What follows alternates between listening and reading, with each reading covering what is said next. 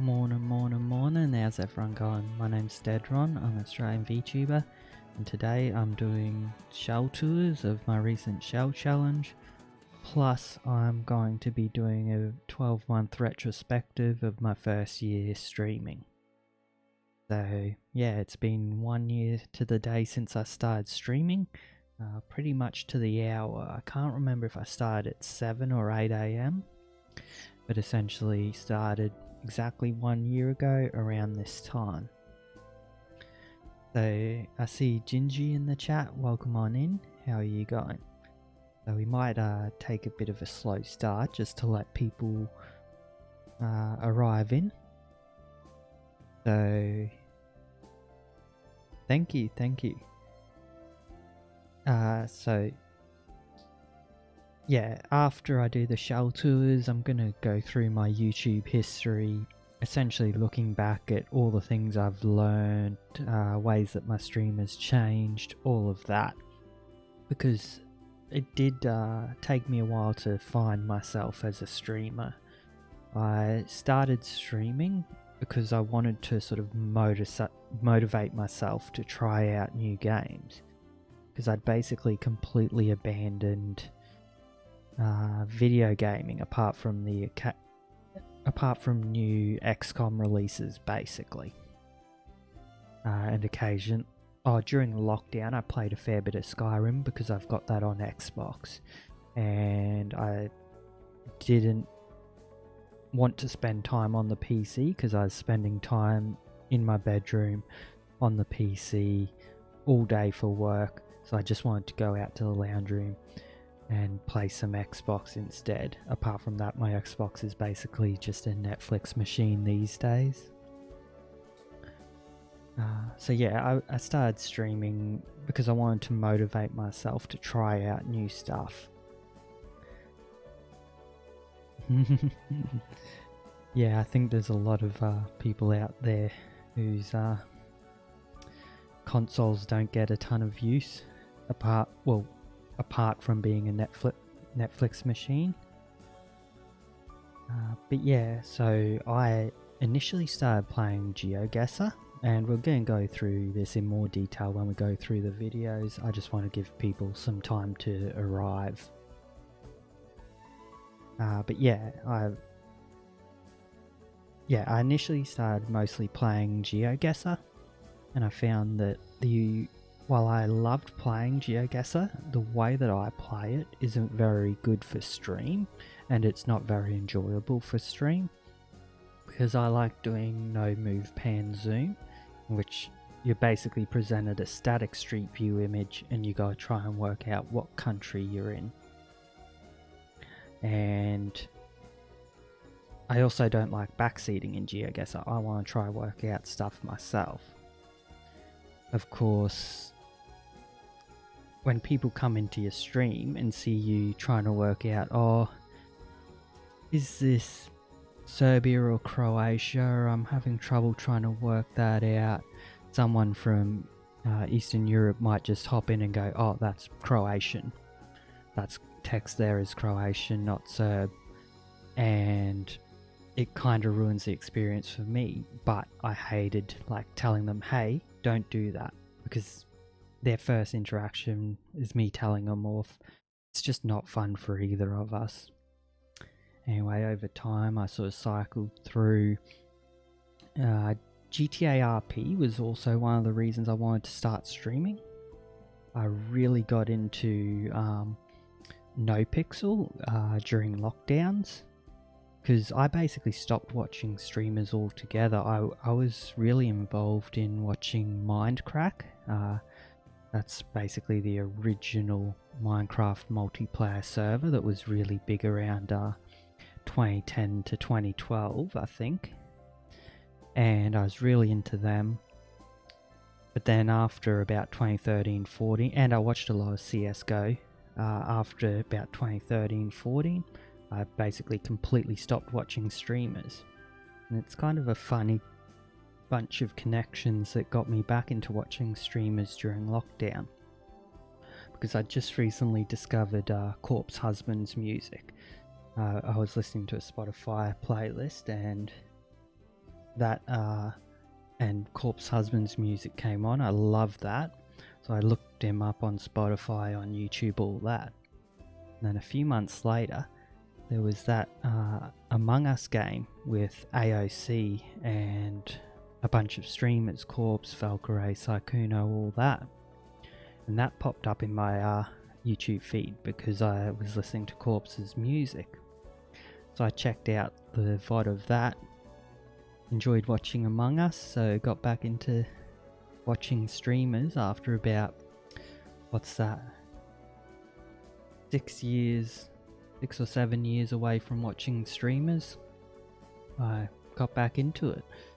And then, yeah, from Among Us, I followed a lot of those streamers to GTA RP and on the NoPixel server. And that sort of got me back interested in streamers. And yeah, like I said, I kind of wanted to try out new games, but when I come home, it's a lot easier to just sit in front of the couch watching Netflix. So yeah, bit of motivation for myself, and we're going to go into all that in a lot more detail later on. Okay, so people have had a few minutes. I've been live for 13. I think I've been talking for a bit over 5. So, speaking about learning what I like as a streamer, the difference between playing on your own versus playing for stream, stuff like that. I've been loving doing shell challenges. As you can see, this is Newcrest in my little shell challenge save, where I've just been slowly filling it up with shell challenges. There's a couple blank ones in here that I need to get rid of. But one thing I've sort of discovered is I've been sort of pressuring myself a little based on streamers I follow, streamers I don't know if I'd say friends, but I have a good relationship. I watch them, they pop in here. And like I want to do their shell challenges. But I've found that sort of sometimes I download a challenge, I see, okay, yep, it's a month away, got to get it done within that month. And I don't really have any firm idea of what I want to do for that shell. But then I'm like, oh, I need to get it done, put it in the world. And I find that A, the end result isn't as good, and B, I don't enjoy it as much. Like I'm just sitting there stressing over, oh, I've got to get this finished, So I think from here on out, oh, and actually I'll deal with this first. You can see here that there's a little bumblebee for my shell challenge. I left it way too late to start my own shell challenge, and I didn't have a firm idea of what I wanted to do. Yeah, I agree, take my time. So yeah, I didn't have a firm idea of what I wanted to do for my shell challenge, and I put it off too long. So yesterday morning I was hoping to get a stream, didn't feel like it. So I started this off stream, and I had other commitments. I didn't want to be rushing the end of stream. So I started that, and like I said, I didn't really have a firm idea going in. I broke my own rules, because this is supposed to be a base game shell challenge. I forgot that until after half an hour of building. I'd already included a lot of stuff. The reason it's a base game challenge is mostly to ensure, because I've only got 3 packs, I've only got Seasons, Cottage Living and Eco Lifestyle. I wanted everyone on a level footing. I didn't want to, like I couldn't just say use any packs you want because I don't have the items for that. And I didn't want to restrict it to Seasons, Cottage Living and Eco, because some people would get to use those, some wouldn't. I feel like saying any pack you want or any packs except kits, that sort of thing is a lot more fair, and obviously base game puts everyone on a level playing field. So yeah, I accidentally broke my own rules. I just wasn't feeling the shell. It just, yeah, wasn't very good.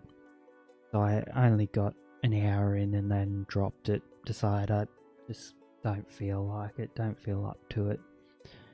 So we'll have a quick look at that shortly. But what that is, bit of a ramble is to say, is I think from here on out what I'm going to do is I'm going to download any shells I find interesting and just put them empty in a world, and then once or twice a week go through, look through them all and go, what ideas do I have about these? Is there anything that seems interesting? And while I'll be considering when due dates are, that might like push me to do one shell I've got an idea for versus another. I'm not going to force myself to meet shell dates. If I get it in time for them to do a tour, that's great. If I don't, that's fine. I'd rather do a good shell that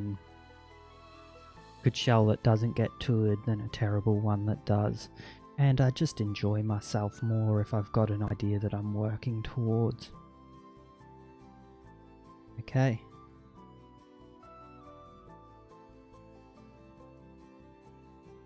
So let's go check out this shell. I'm gonna go to my perfect household. I might actually just take, I think her name is Jeanette, is that right? Oh, Jenna. Yeah, so when I started doing shell tours and that, I created a family for testing that only has positive attributes. Dean is currently at school, so we might just take Jenna to my lot.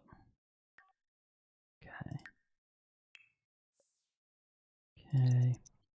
And so we've had 2 submissions. So this one is from Douglas is okay. Based on what I've seen of the lot, I think it's probably intended to be toured at night. So we'll tour it at night if he doesn't rock up. And Clo caffeinated. No, he doesn't. I did see he recently joined your server and gave you a follow while I was watching yesterday as well. So it's good to see him popping over. But yeah, he doesn't stream as far as I'm aware. And then this here is Clo Caffeinated's one, which she finished off last night. I was going through the streams. Oh, Chloe's building a spaceship. Clicked on it. Oh, that's my shell. Clicked off it.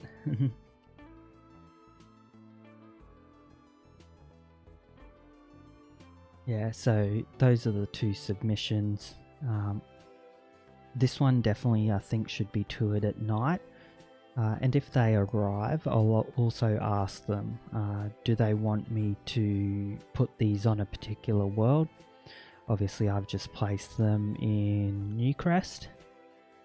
If Chloe or Douglas arrive, I'll ask them if they'd rather these in a different world.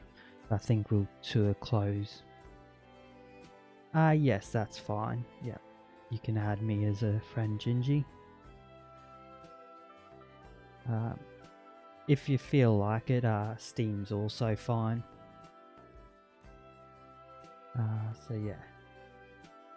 I think the idea is we'll do my shell. Oh. Okay, hey Douglas, welcome on in. We were just discussing that. I don't know how much of that you caught, if you've been lurking or if you just arrived. If it's just a door from... Okay, cool. Anywhere's fine to place it. So, oh, actually, I think the version I got doesn't have the door. All good, all good. Yeah. Okay, cool. Yeah, so that one has no eco lifestyle. That's fine. it would have been fine either way. Yeah, if it did have eco life, a single door wouldn't really change the shell challenge, and I do have eco lifestyle. That's one of the 3 packs I do have. As I was saying a bit earlier, I do plan on getting more soon. I'm just waiting for the next sale. Definitely doesn't make sense to buy Sims packs at full price. Ooh. Thank you for the follow. Anyway, let's get into it. Let's travel. Okay. And let's head over to the Bumblebee. Yeah, it's probably a privacy setting, Gingy, I imagine. Okay. So, here's my incomplete shell challenge.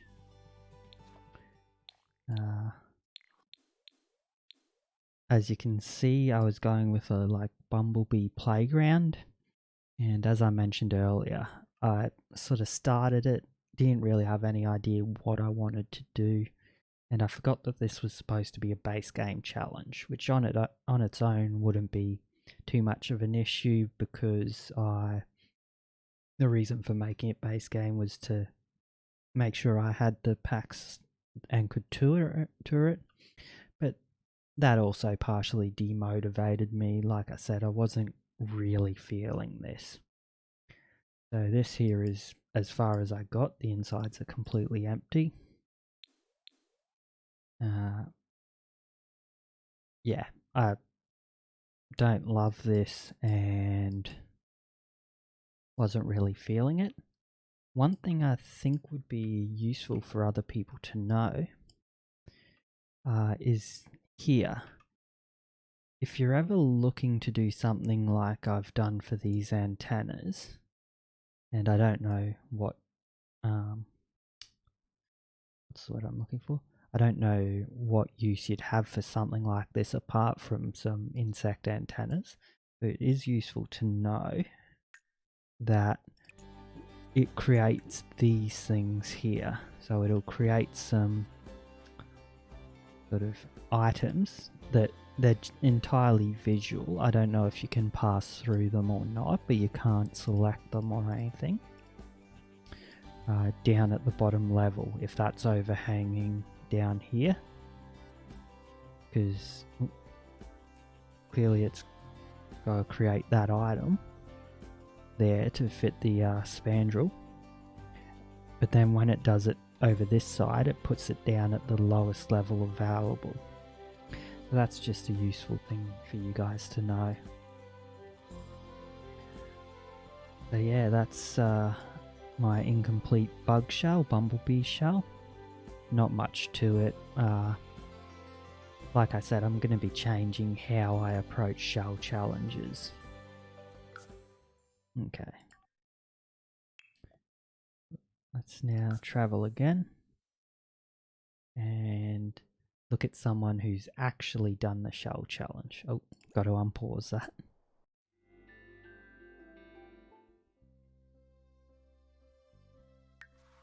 Okay, let's go down to close shell here.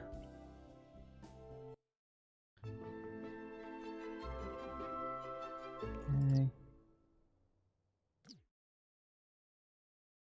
Yeah, I agree. Have a look at this. Oh, pretty sure I do have move objects on. 1 second. Let's just have a look at here before entering build mode. Oh, actually, no, we don't want to enter build mode.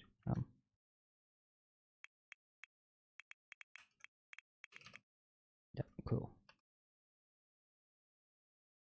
Yeah, this is really cool. One thing that does annoy me is there's no really black version of this sheet roofing. That sort of looks black there, but it looks, yeah, brown under certain light. I'd really love a properly black version of this. So just looking from up top, we've got the control panel, I guess it is. Ooh, that's cool. Those look really cool, and that must be tool mod. How she's reversed it there. That's really cool. Oh, and she's got the Katrina doll. So there's an undead woman. Oh, okay, let's leave that. I just want to get the overall impressions, and then we'll head inside. Exactly, yeah. They really need a pure black roof. Okay, what is that item? I'm assuming a garden light or something? Outdoor ground light, yes, okay. Cool, let's head in. Is there an indication of which way we're supposed to enter? Okay, I don't... I'm going to assume we come in from this way. Okay. Ooh, very interesting crew members there. Okay. So, here we have the astronaut statue. To infinity and beyond. Ah, cool. Yeah, thanks for the follow there. I'll make sure I've got you. Wait, why is that not working?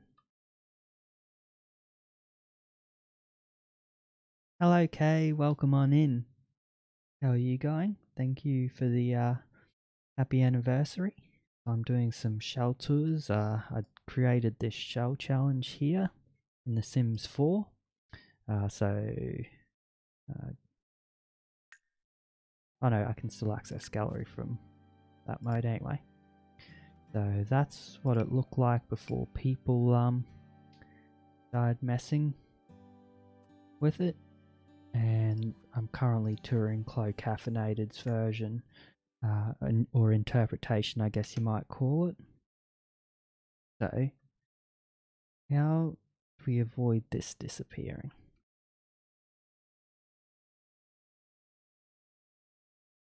So yeah, we've got our astronaut statue here.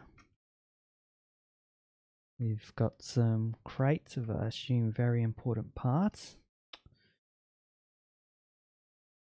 And that is very annoying. I don't... Like, if I head straight up... Oh.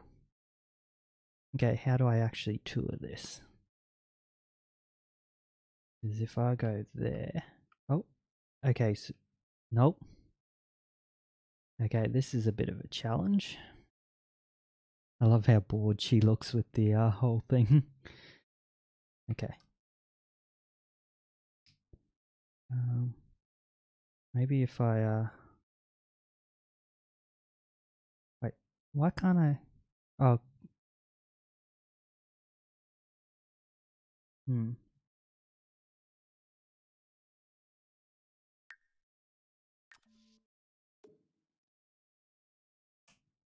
Okay. I imagine Sims 3 camera's not going to do anything. Yeah, that doesn't change anything. Professional Sim streamer. Definitely not professional. I make $0 from this. Yeah. Okay, this is going to be annoying.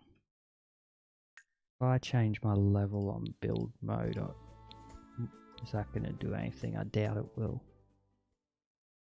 Okay. Okay, this is... You don't have any ideas, Gingy? Am I just going to have to tour it by taking my sim through there?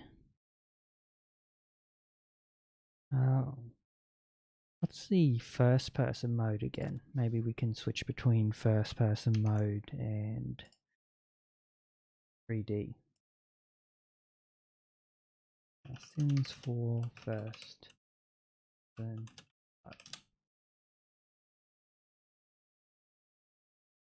shift tab.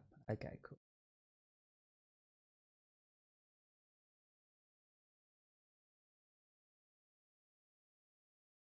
Okay, so we might have to do that, unfortunately.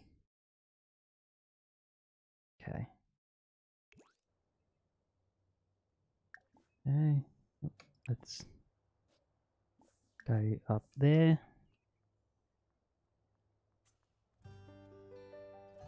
Shift tab. Wait, Shift tab brings up my Steam layer. I can disable that, can't I?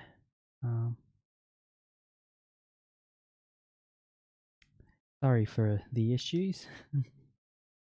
I just want to actually be able to tour this. Settings. Okay. Enable theme overlay off. Cool. Okay, now if I there and shift tab. Nope, that was great. Of course it's always the big streams. You can do regular streams. There. Okay, overlay shortcut key. You might make it the keypad minus. There, that's out of the way. Okay. Now let's try it. There we go. Okay. So I can't control. Oh, I can. Okay. So this is the underside of it, and I know why no one ever uses this mode. And over here, you get motion sickness. So we've got workbench, bunch of parts, a bar apparently. Okay, workers getting on the drinks. I'm sure that's intended as like a workbench. Oh, hey, stop! No. Okay, this is going to be very annoying. Let's head over here. Wait, do we have a way of getting upstairs? I don't think we do. Okay, let's add some stairs in then. We've got our little astronaut there. Yeah, and back over this way. So little workshop area down underneath here. I'm going to have to add in a set of stairs. Sorry to ruin your build, Chloe.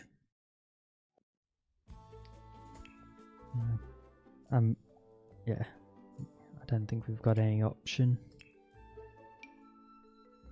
Oh, and this is going to be difficult because there's not many flat spaces to go to. Maybe we can get around to here.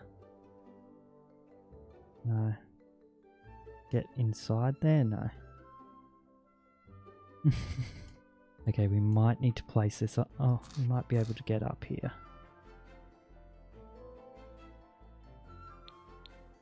Go down to there. Okay, we can go to there and just put a I'm going to use one that's not as obnoxious. There, and we'll put a door in.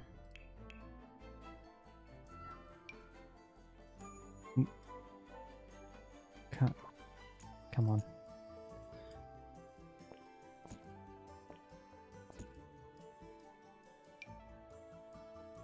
Wait, why can't... Oh, and move objects turned off.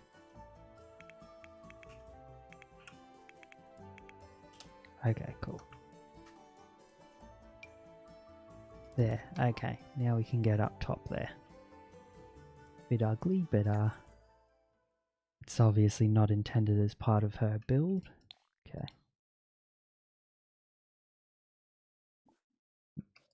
No. Why can't I get there?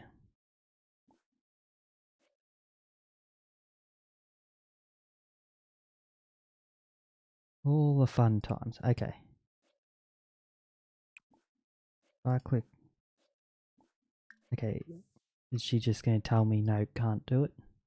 Yeah, she's not going to... She's not going to want to do it. Yeah.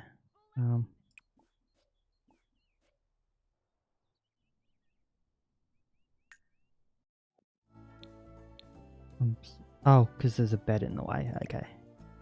Sorry, Chloe. Need to do that in the interest of science. What is it with BB move objects turning off on me? For some reason it keeps turning off. Okay. Now. Wait, why can't I have you in there? Okay, if I tell her to go there, can we do that? Nope, she doesn't want to. Fun times in The Sims 4. I can't teleport her, can I? Does MC Command Center let you teleport? MC Command Center. Commands. Teleport, yes, okay. No, I can't do that. Cheats. No. How am I supposed to get up here?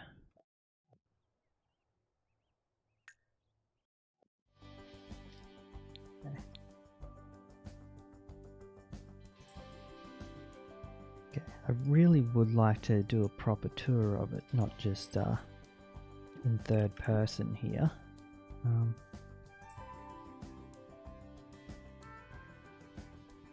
Okay, let's move this out over to here. Yeah, I think there's an issue with better build BIOS. Oh, because okay, we couldn't get up there because those things were on the wall. Yeah, I think it must be an issue with better build by or something where we aren't able to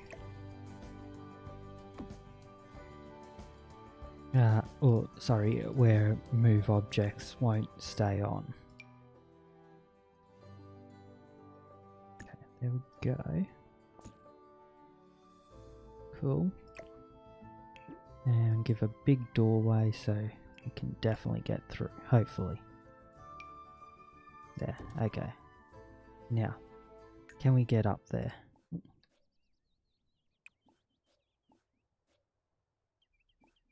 Okay, if I go here, stop talking to him. Tamo, welcome on in. How are you going? I'm just currently fighting The Sims 4. I'm doing some shell tours, so I did this jagged floating shell, spiky floating shell, and unfortunately if I try enter this mode here and I enter the building disappears. So I'm seeing if I can take my sim through there so we can look at it in first person mode, otherwise we're going to have to just look from the top, which is very you know what I can do? I can just delete this wall panel altogether. There. Okay, now hopefully we should be able to walk up there. Go here. Who needs doors? Just cut a hole in your wall. What is a door but a hole in the wall anyway?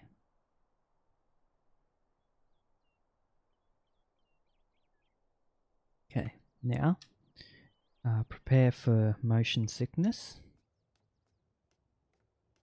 Okay, so we got a bed. There's supposed to be another bedroom right here. One there. Okay. Can we get past the scientist? So we got a scientist in his lab. We've got a little sink here. We've got an alien baby. Yeah, well, I've never really used it before. I just because I can't actually tour this in sort of the free camera mode, and I want to do more than just look at it from above. Well, that's a nice detail. I like the pipes coming out of there. Okay. Oh. Controlling in first person mode isn't very fun. What about if I view from... Oh, there is no top camera. Unfortunately, I don't think we're going to be able to... No. I don't think we're going to be able to tour it in first person, unfortunately. Like, I just can't get that to work. I'd have to delete... Well, we can try that. We can just delete every door. Ooh, okay, let's have a look through it first before we do any more damage to it. Then I'll delete all the doors and place... and delete the walls that are part of them. Very unfortunate. That's very annoying that that's happening. I'm guessing it's an issue with my shell. That might actually happen with the other one as well. Very annoying. Okay, so here we have the staff kitchen, I'm assuming. So got a little kitchen set up there. Got some coffee mugs, of course, because this is clothes build. Actually, I should do a shout out, shouldn't I? If anyone here doesn't already follow Chloe, he's Chloe Caffeinated on Twitch. There we go.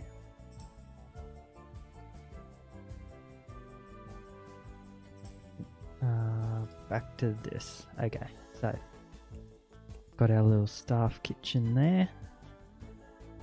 Through here we've got a teleporter. Oh, I like how she's used the ice rink or motion sensor game mat it is. I like how she's used that as a teleporter, and that's what's happening down here. So this guy's halfway through a teleport. That's really cool. Okay. So now we've got our showers, bit of industrial flooring, that's quite nice. Got a hose up there. Wait. Oh yeah. For a second I thought that was that one that comes with the hose on the side but didn't have a hose, but no, this is a different one. Cool. So through here we've got specimen collection.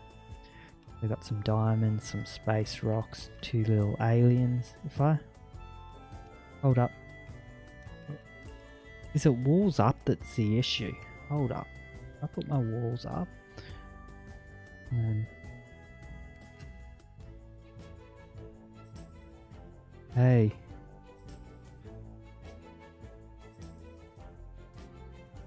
Okay.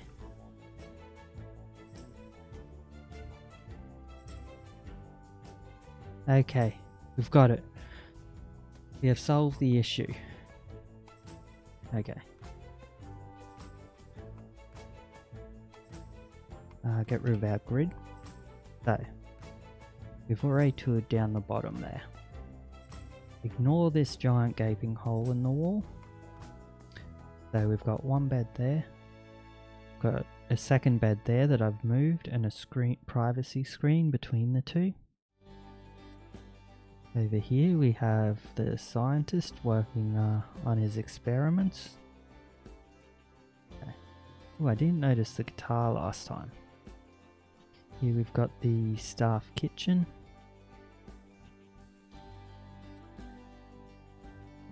Ladder upstairs, we'll explore that soon. Okay. So yeah, here's the teleporter room. With easel, guitar, little lounge. That's cool. So you teleport in and then you hang up your hat and coat right there.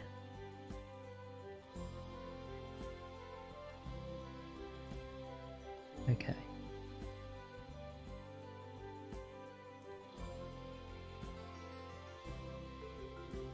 Okay, here we've got coat room. Oh yeah, these are our showers through here. Nice. Oh, I like the use of the drains right there. Let me okay. Let me put the walls down. Okay, so that's just a debug storm drain. That's really cool. I need to keep that in mind because I've never seen that done before. Because I kind of want drains in a lot of my bathrooms. If we were to shrink that down, I don't think that looks too bad for a bathroom, like a home bathroom. I would prefer something like this. Let's size it back up so we don't ruin clothes aesthetic. Yeah, so I would prefer circular, and it's possible there are circular ones in debug. I'll need to have a look through that. Okay. So.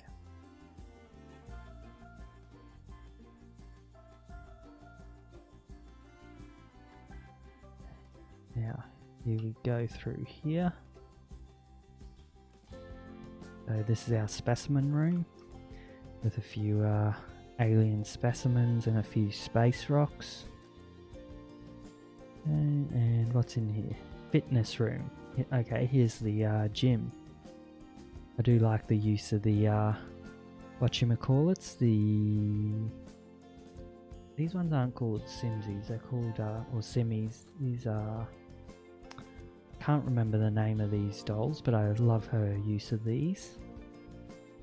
Okay. That's our bathroom, and now here we have the bridge.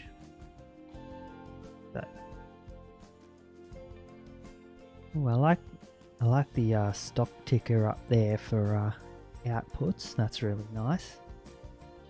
Got the scientist, or I guess she'd probably be the navigator or something, yelling at people. Need to follow her directions. No, I feel like she's the commander. Yeah, I feel like Katrina's the commander.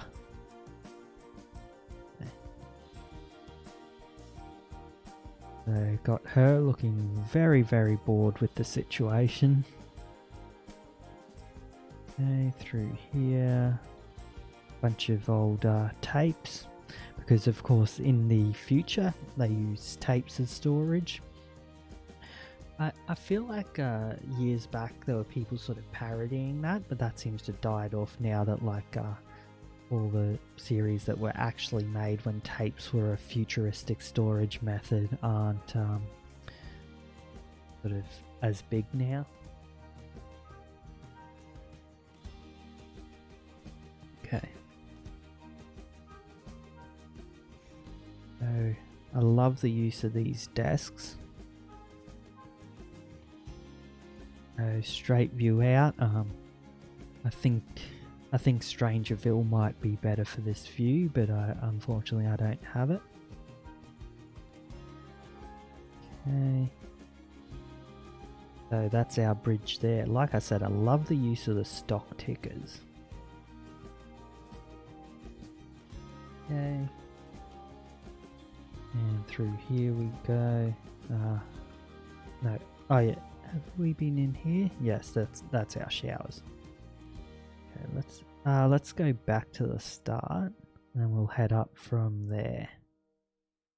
Was there a... No, there wasn't a ladder in there. There was one over here. Wait, was there? No, I guess first ladder's in the showers. Okay.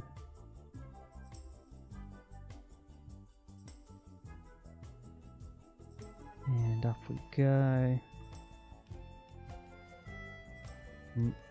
Okay, so I think what the issue is, I think I need to go to the very top level in build mode. So where do we come out there? Wait, does our ladder just come out in the middle of that? Anyway, okay, let's go here. Now if we go in here, nope. Still running into that issue. Okay.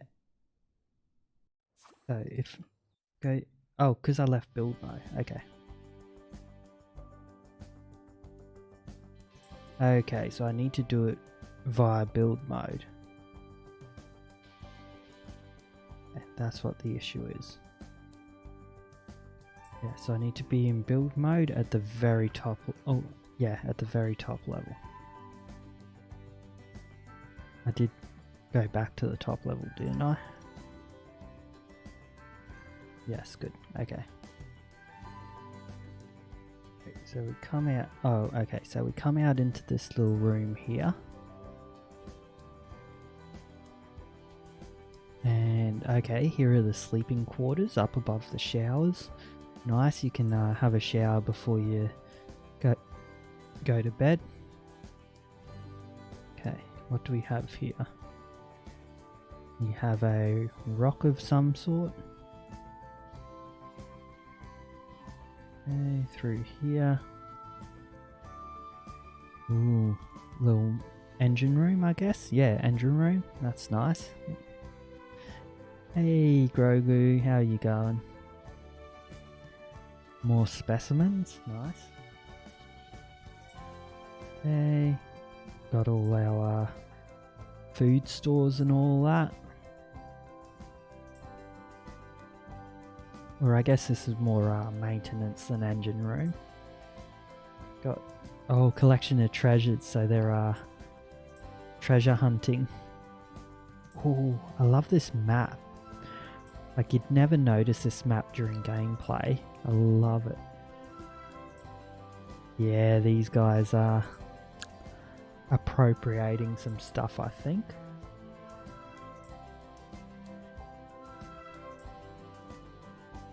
Okay, back out here. Okay, greenhouse room. Always need your food stores.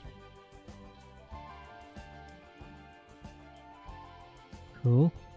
Good that she thought of that. I would never have thought of a greenhouse. Oh, and the greenhouse is right above the kitchen, so they can take the vegetables and put them straight into use. That's good. Now let's head up this way, and we have the... Okay, so what's in here? Ooh. Like I said, I love the use of those grates. Oh yeah, and the mainframe. That's cool. What? Is that just done through wallpaper? Let's go down. Oh, and... Oh yeah, I just went past that. Ah, here. Wait, no. Not up, is it? No. Where is that room? Oh, that's in... Okay, oh. That's inside the telescope. You can see how much I've used telescopes in The Sims. Okay.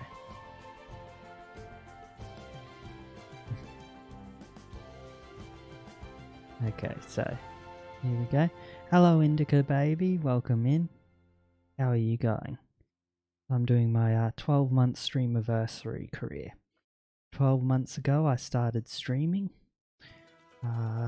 And I did the shell challenge that you saw, and I'm just touring those right now. So this is Clo Caffeinated Spaceship Shell Challenge. So we're almost finished this tour. And there is... oh, I guess this is probably the shuttle. Yeah, this would be a little shuttle. So I got the observatory poking out there. That is really cool build. I love the thought that she's put into it, like having the greenhouse right above the kitchen, having the showers right below the beds.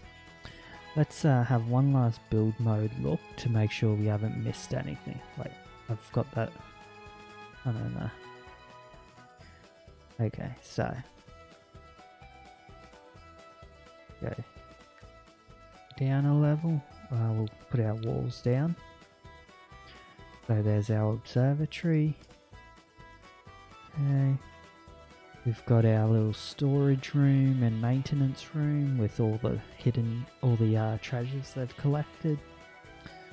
The maintenance area, food stores. Oh yeah, so that's really good thinking, having the gardens here.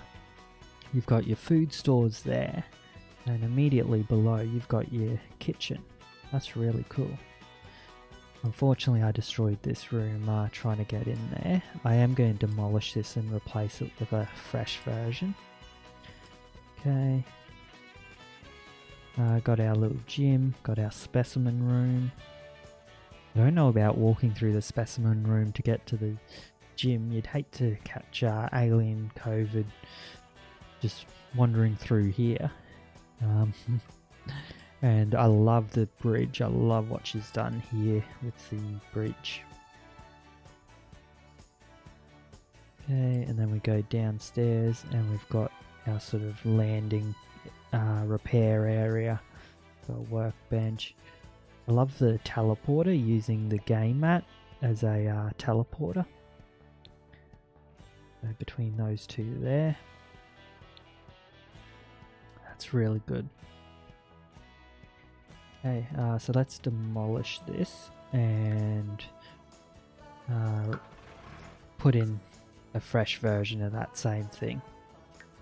Yeah, I know, it's really good, isn't it? Okay, let's re-import it. Oh, I didn't save these. I really should have saved these to my library.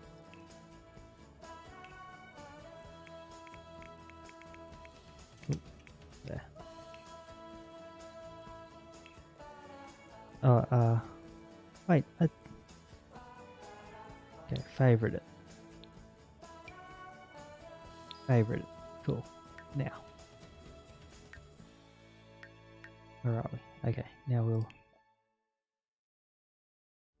place this. Furnished. Yes.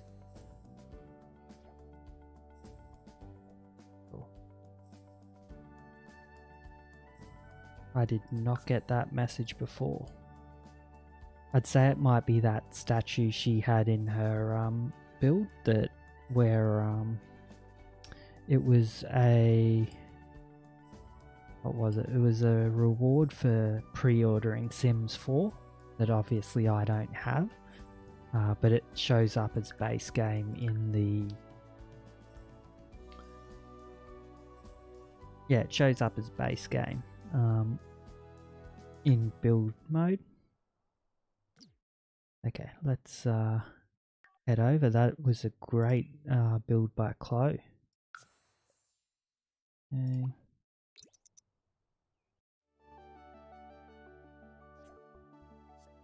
Oh, actually, I think this one we want to do at night time. Well, actually, hold up. Cancel that. I think we might see what this one looks like at night time. So let's just have her like muck around here until we get to night.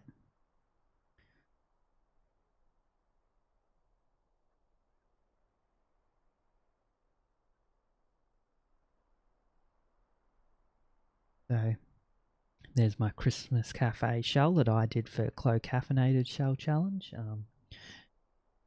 Videos up on my YouTube if you want to go check it out. Okay, getting towards night time. Where is she? Oh, she's over here, learning to rollerblade. Okay, ooh. Okay, we'll cheat all that stuff. Okay, let's. I need to be paused. Oh no, I can't select her at the moment. Okay. There we go. Okay, MC Command Center. Cheats. Make happy. Okay. Cool. So that saves a lot of time. Whatever, she can be fatigued. Let a bit more time go past. Oh, because it's summer, I'm guessing it's staying dark a lot later. I cheat the seasons. No.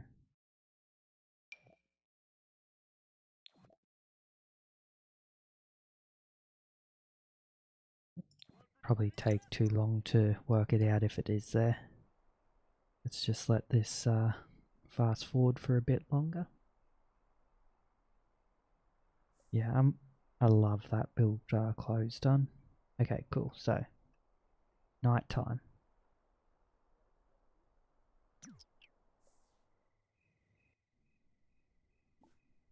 Not that, that. Yeah, that's cool. That looks really good at night. Should turn off the grid. Pink lights out the back. Nice. Okay, let's travel. Okay.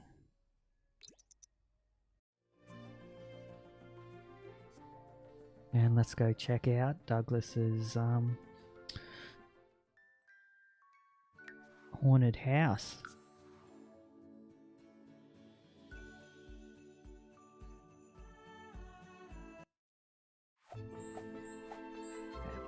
So, what are our lot traits? Oh, I like Katrina right out the front and the haunted gnome. So what were those lot traits that I saw? So this place, this haunted house, has fast internet, geothermal, and great acoustics. Okay, okay. Let's go for a look.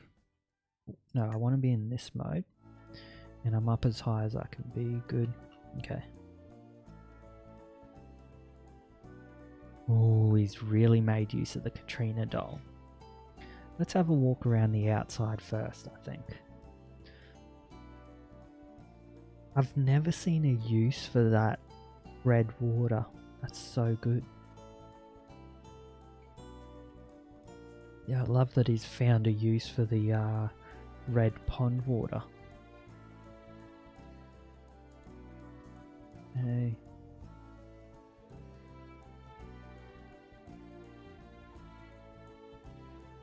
Ooh, I love her standing out here on the island, all on her own. Douglas, if you're still here, you've done a great job. Even just looking at the outside, this looks amazing. Tamara was talking about all the effort Chloe went to. Like, this is so much stuff in here. This is really cool. Ooh. Bit of a peek up there. That's nice. Little greenhouse there. We'll check that out shortly. Yeah, like, it looks cool, but I've never sort of found a use for it.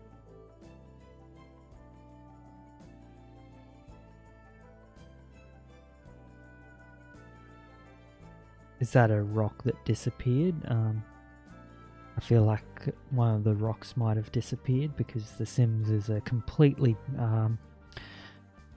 bug-free game, clearly. Unless they're meant to be floating, but the positioning looks like a missing rock. Okay. Very nice. Okay.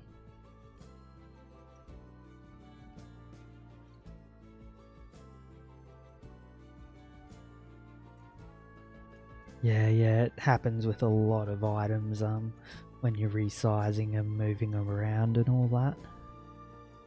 Okay.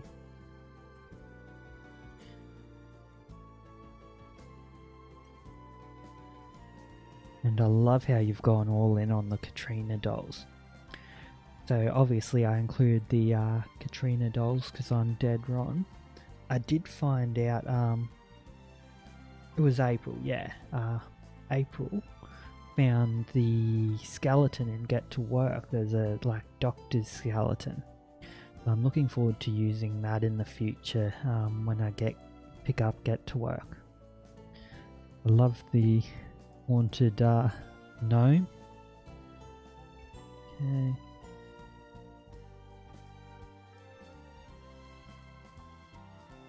I love the sort of styling, all the Day of the Dead style stuff. That's great. And up here we enter the front door. I like that you've both used Grogu in your builds. That's really cool.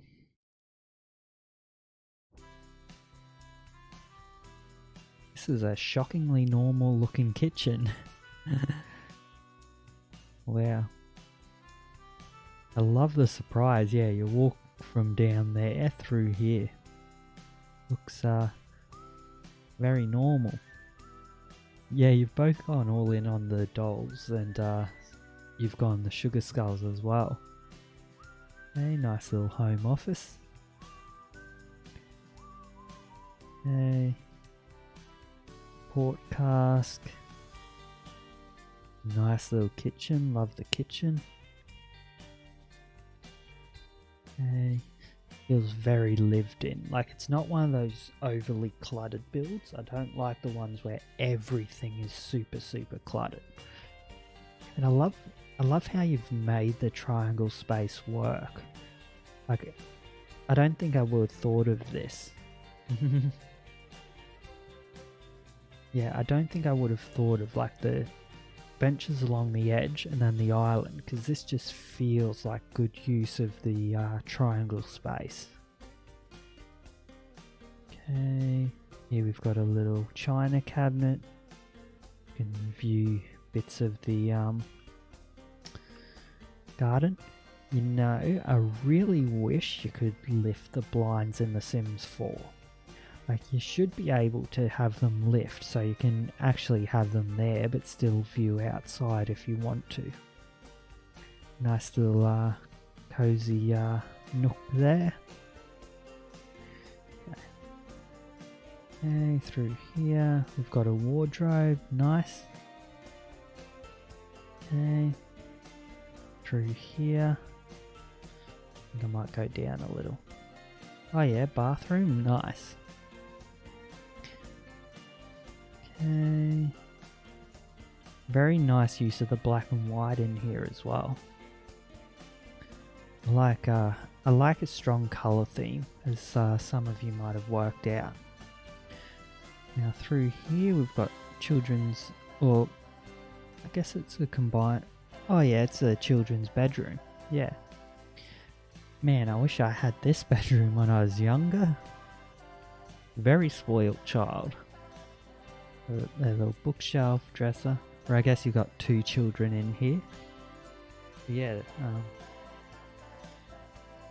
got their own couch and TV. That'd be good for sleepovers. Like, can you imagine a sleepover with your friends in this room? You've got so much room to play. You got the two beds, you got a couch, you got a TV. How many kids have their own TV? Then again, lots of kids have their own phone or iPad these days. Okay, through here. Oh yeah, little closet area, nice. Like, I like how you've made use of all the triangular spaces. Like, none of them feel fake. None of them feel like you were forced into doing them. And that's sort of exactly what I was saying about why I stopped my Bumblebee build, because I just felt like I was trying to force everything. Okay, through here. Just going to be a second opening another drink.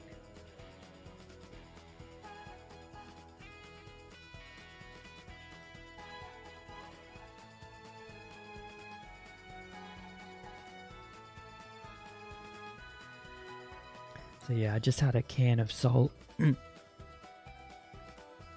I just had a can of Solo there. And for some reason, whenever I open a can, I think it just triggers the exact right frequencies for the microphone. Because it's surely not louder than my voice. But it absolutely redlines the thingo in OBS whenever I open a can. And I don't want to deafen you guys. Once again, nice use of the black and white theme. I like it. Another bathroom here. Bit of a view over the pond. Better hope there's no one out there watching. Same for the bathtub here. The medicine cabinet and all that. Okay. Nice little bedroom. You know, I never think to make bedrooms like this, where you've got the like living space within the bedroom. Because I'm just used to, like, a bedroom's a bedroom, a lounge room's a lounge room. You don't mix the two. I love yeah, the thought that went into including these to make use of the space. It's really interesting. I'd be curious to know if you're still there, Douglas. Did the place you sort of grew up in, did it have these sorts of living areas in the bedrooms? Because I always find that I only build open plan kitchens. Like I have the kitchen and the dining room and possibly the living room as a single room, because that's what I'm used to. But I saw a bit of a discussion happening on Reddit about a lot of people just find that odd. They always build a kitchen as a separate room in the house. Okay, another closet, good. And yeah, I just find it so interesting how your automatic build... Okay, yeah. Like, I hope you guys get what I'm saying. Like the sort of what you're used to influences your build so much.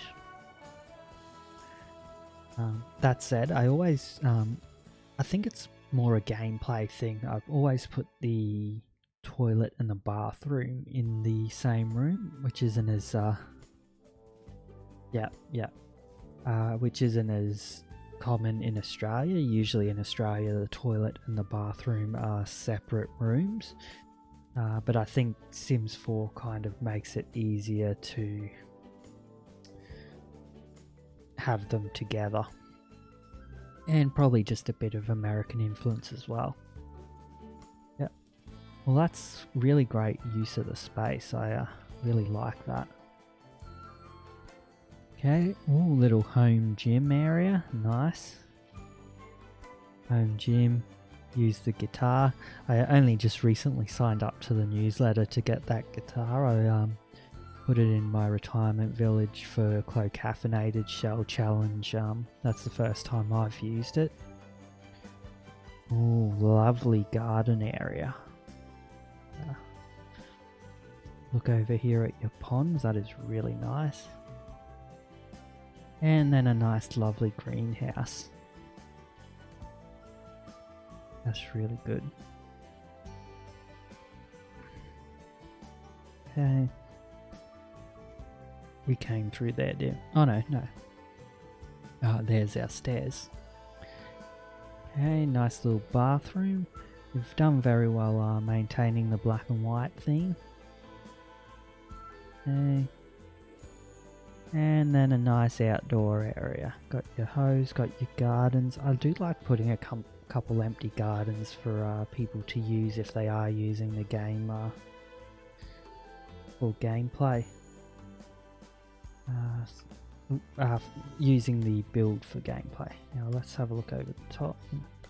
Turn off grid. And nice. Yeah. That is lovely build, Douglas. Really looks nice, and I love how much it tricks you. Like, it looks like it's going to be a haunted mansion, and then it's just quite a normal house.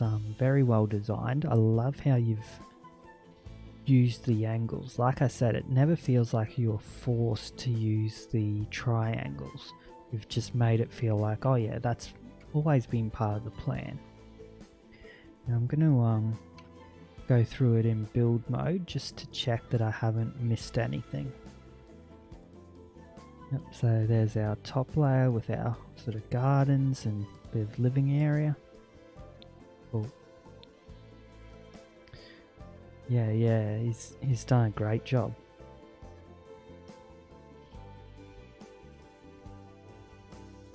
Yeah, I definitely saw that down the bottom, very Day of the Dead. Okay. And even like this architecture here, very Mexican to me, at least. I only really know Mexico through movies, so I don't know how accurate that impression is, but yeah, that definitely fits the theme for me. Nice. And I also feel like this is fully playable. I don't know if you play tested it specifically, but yeah, it definitely feels fully playable. I could have a sim living or have a family living in here.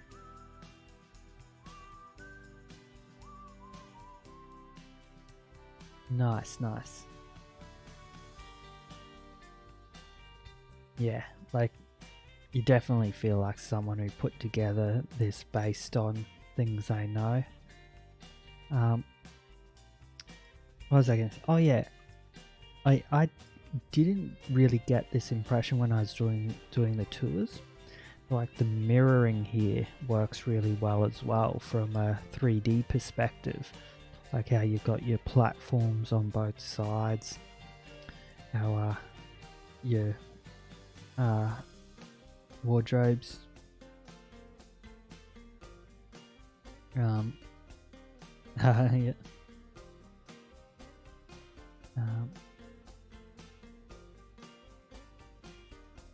Nah, but yeah, like if there's anything that can't be used here, I feel like it's just a matter of like shifting it, just move it a couple squares, or maybe like let's say you couldn't access this bathtub, you'd just be able to delete that and then move it out of the way. But yeah, I definitely feel like I could use this in a gameplay. This is really good. But yeah, as I was saying, I like the sort of mirroring here. You got the platform at the same level, got these two directly opposite each other and mirrored. I do like what's the word I'm looking for? Some symmetricality? Is that the right word? I like when things are symmetrical in builds. Then you've got a tiny thing that's off just to draw your interest. Yeah, that's really cool. We did both the bathrooms. Actually, did we do the... Actually, I don't think we... Yes, we did. We did. That's directly off that one. Yes, we did go through there. And I like the curtains there.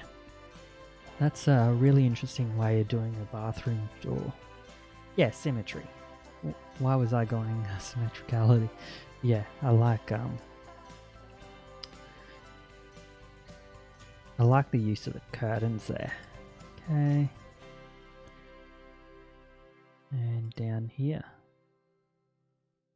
Okay. Yeah, this first level looks really good, and like I said, I'm glad you found a use for the red water and basement. Yep. That was a great job. I love that. Okay. So everyone, before I move on to the next stage, get up and have a stretch. I'm going to do that right now. I'll just be 30 seconds standing up, having a stretch. If you need to go to the toilet and get food or whatever, go ahead, because once I finish stretching, I'll be a few seconds just setting up the next part of the stream, going through my YouTube history, looking at where I've sort of come as far as a streamer, like how me and how my stream and how my gameplay and all that have changed over the last 12 months.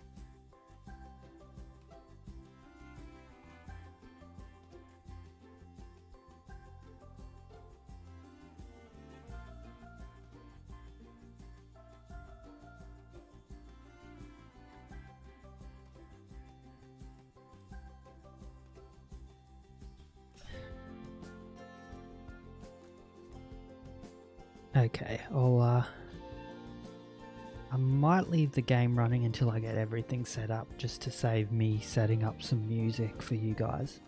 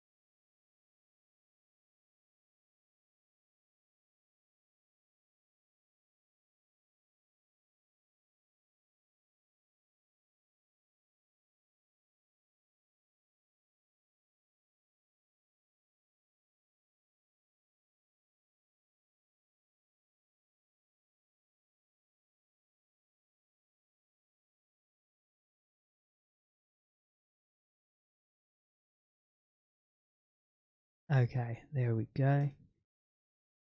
I thought I had everything ready and then remembered that, oh right, I've got to,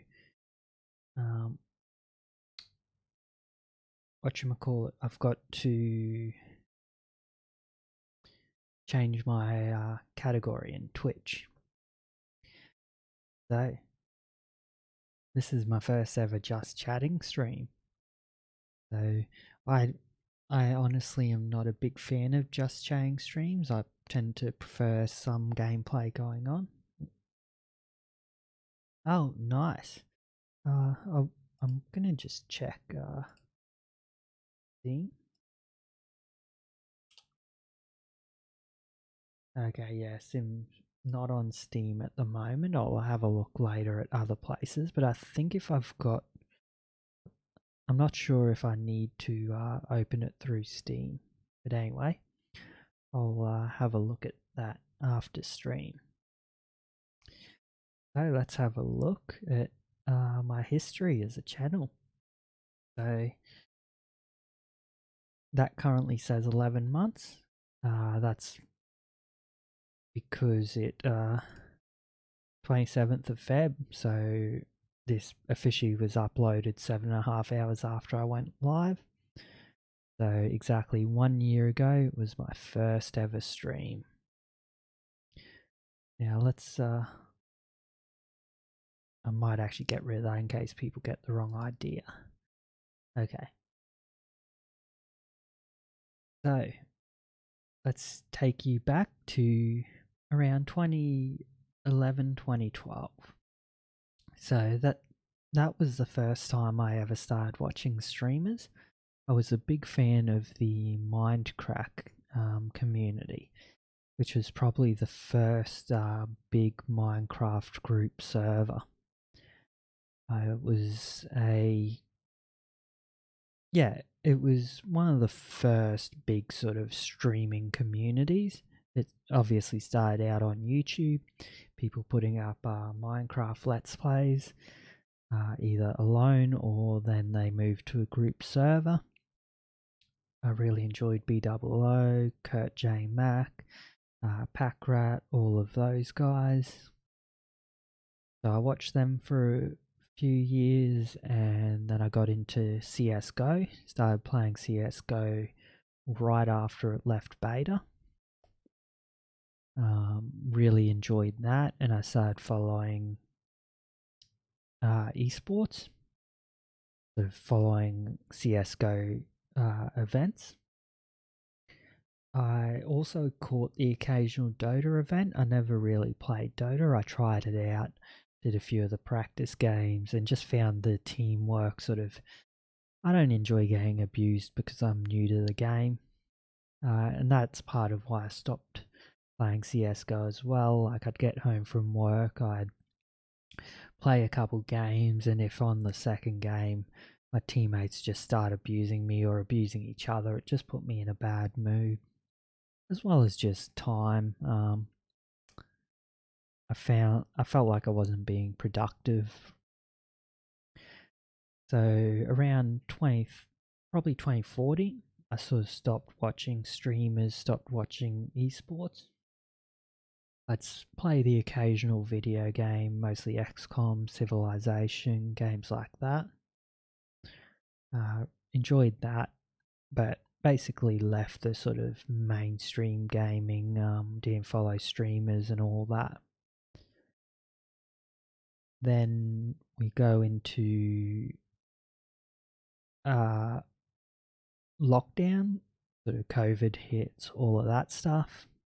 During that period, I find Corpse Husband's music. So I really like Corpse's music. I was on listening to a Spotify playlist. He came up. I literally pulled over the car to see what the song was. It was Cat Girls Are Ruining My Life. Made a note of, oh, okay, that's Corpse. I'll check out his music. At the time, he was mostly known for his horror stories on YouTube. But then a few months after that, I'm looking through YouTube because I've got him in my watch history. What pops up? But the Among Us game that OTV and friends, including Corpse, Valkyrie, Sakuna, all that, had with AOC, Alexandra Ocasio-Cortez, isn't it? I think that's her surname. And that popped up in my YouTube history, so I watched that. I enjoyed that. I started watching more Among Us. And then from there, I started. So first was the Rust server. So after Among Us came the OTV and Friends Rust server, which I really enjoyed watching that. I really enjoyed a lot of the streamers that were on there. And in particular, I really liked Ash. So she was formerly Ash on LOL. Now she's just literally Ash on Twitch. She's an Australian VTuber, sorry. Used to play a lot of Among Us with OTV and friends. These days she's now a GTA streamer. GTA RP specifically. And if you don't know what GTA roleplay is, I'll go through that later. Yeah, so she's an Aussie VTuber. And one thing I really liked was the privacy aspect of being a VTuber. I don't want someone I work with checking out all my videos, and I know at this level I currently am. Barely anyone's watching me. I don't believe I've got any psychos in my audience. But if I ever am lucky enough to grow, like you hear all the horror stories of streamers being stalked, being swatted, all that sort of stuff. I appreciate not having to worry about that. Hopefully, provided my details don't get out. So, yeah, around January last year, I was enjoying watching the Rust server, and I thought, you know what? I'm going to try streaming myself. I'm going to give it a go, and because of privacy reasons, I'm going to try VTubing. And around that time, Ash also got into GTA 5 roleplay on the NoPixel server, which also really interested me.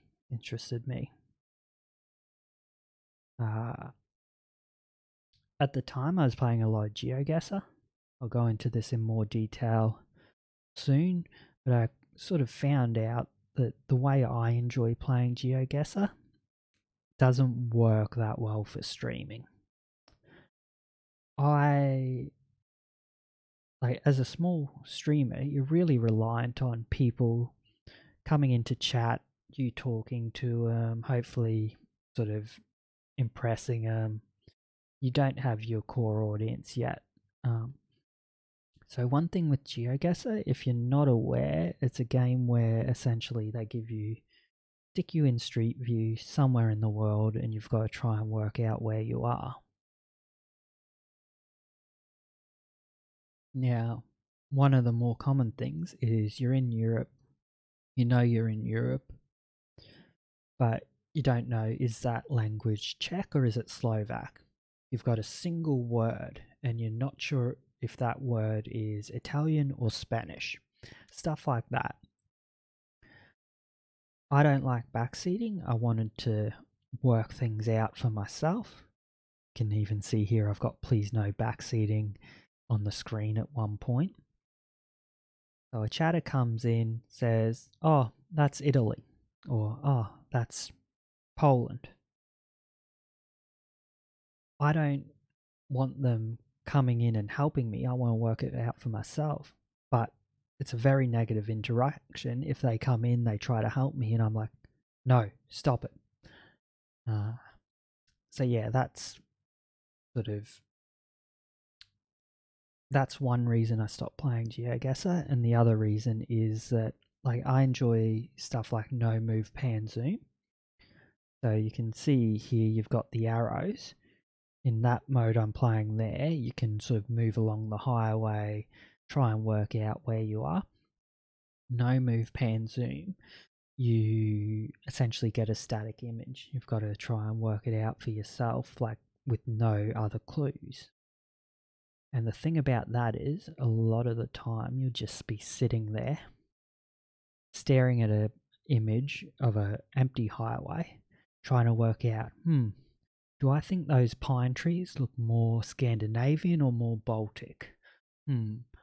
Just trying to piece together tiny little clues. How well maintained is that highway? Do I think this is a rich country or a poor country? Stuff like that, which obviously for viewers can get quite boring. So yeah, that sort of was my first experience with streaming. I think I'll get into the videos now. I may need to play around with sound levels, because in video games obviously the sound levels are intended just to be in the background. Here they're a bit more the focus of the stream. So, and I've also moved from DeadRon Gaming to DeadRon _ on Twitch and Twitter. Multi-streaming. I should also talk about multi-streaming. Get that off in case people get the wrong idea. So, one thing I was interested in is making sure I was accessible. Some people don't go on Twitch. Some people don't go on YouTube. I wanted people to be able to see me and to watch me in the way that works best for them. I'm not too big on the whole Twitch chat culture. So personally, if a streamer is on both YouTube and Twitch, generally speaking, I prefer to watch them on YouTube. However, it's a lot easier to find people on Twitch.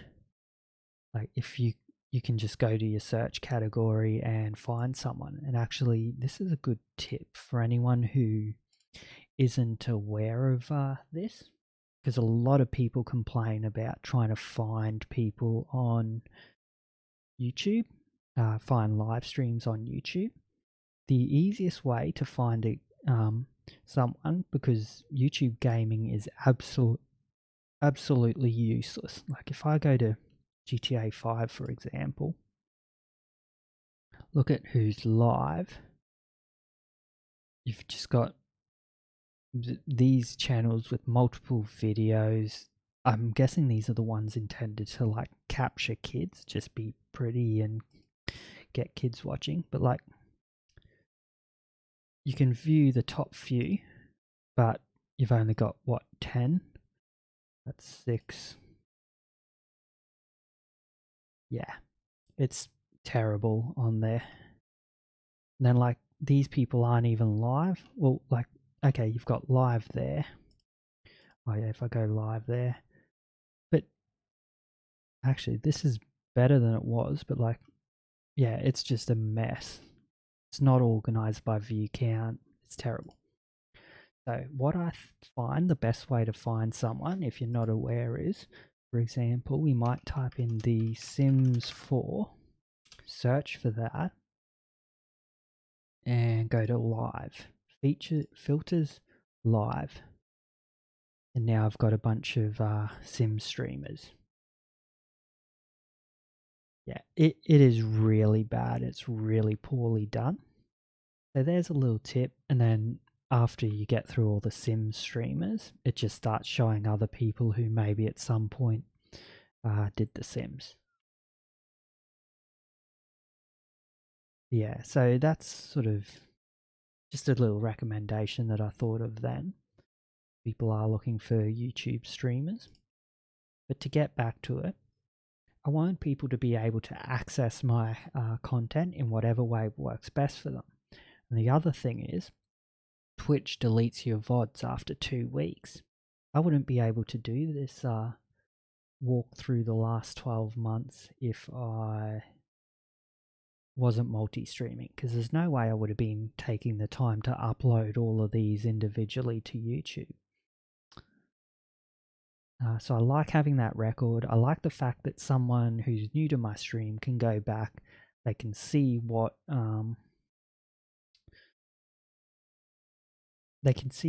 they enjoy. They can see how things well, they can see how I developed, and they can go, oh, Ronplay gone home. I'm interested in going home. Let's check this video from 12 months ago that has 4 views. So yeah, that's sort of how I came to stream, why I do things the way I do. And I also like, I'm a very sort of, what's the word, problem solving sort of person. I like to work out, okay, why do people do it this way? And I can see the reason people don't bother streaming on YouTube, because you don't get views. Like, look, 2 views for the stream, 4 views, 6 views. Like, and I'll be showing my analytics later. For the first 9 months, I got basically no viewers on YouTube. But to sort of give a little peek at what I'm going to talk about later, Sims 4 content on YouTube, I get more live viewers than I did, but the main thing is I get a lot of people watching the VODs. Sims 4 viewers are perfectly happy to watch a live stream VOD, whereas other people don't seem to be. And it makes sense, because who cares about some random round of Geoguessr or some random round of Valorant or whatever game people are playing? But a build video is always going to be relevant. People go, oh, I want to look at a spaceship house, for example. And they go to a VOD like of a speed build, or a speed build or a VOD, sorry. So yeah, that's just a little peek ahead. But let's have a look at this. I'm gonna keep an eye on my audio levels. I'll turn this up as we go through here. or like I'll play with the audio levels. I'll set it to what I think's right based on the levels in OBS, but I need you guys to tell me if it's good on your end. Let's pick a random point and then let's go back to the start. I probably should set it to lower. Those, yeah, signs there. I'm thinking Scotland somewhere.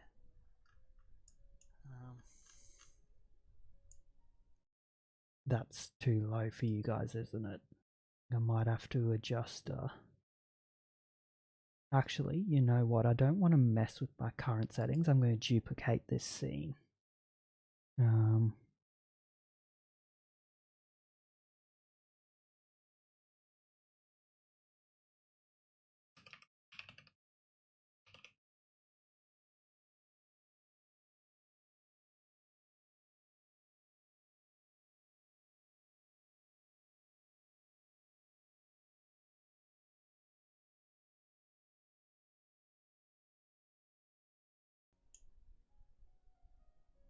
Yeah, Scottish countryside, somewhere near the locks. Isle of Man. Cool. Okay, that was a bit better. Oh, I know those are a bit too loud at the moment.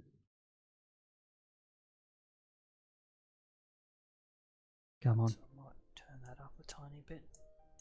Okay, so we've got Greek text. We're in a flat area. There are some hills off in the distance. Are those levels alright for you, or are they too low? I think they're still too low. My mic was quite low at the time. Plus, going through stream twice doesn't help. Not much to go on here.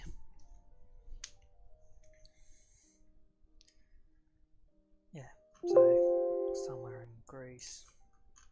And I'll just go smack bang in the middle. Is that alright, everyone? Okay. Wait, that was Russian? Yeah, okay, that's embarrassing, that one. Okay, no one's reply. Okay, good, good. Okay, so let's go to the very start. So this was my first ever stream. Like I said, I was starting out playing a lot of Geoguessr. For this stream, I did Geoguessr, Balloons, and Gone Home.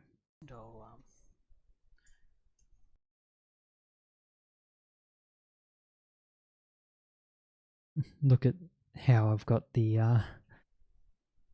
bar down the bottom there. Learning how to use OBS.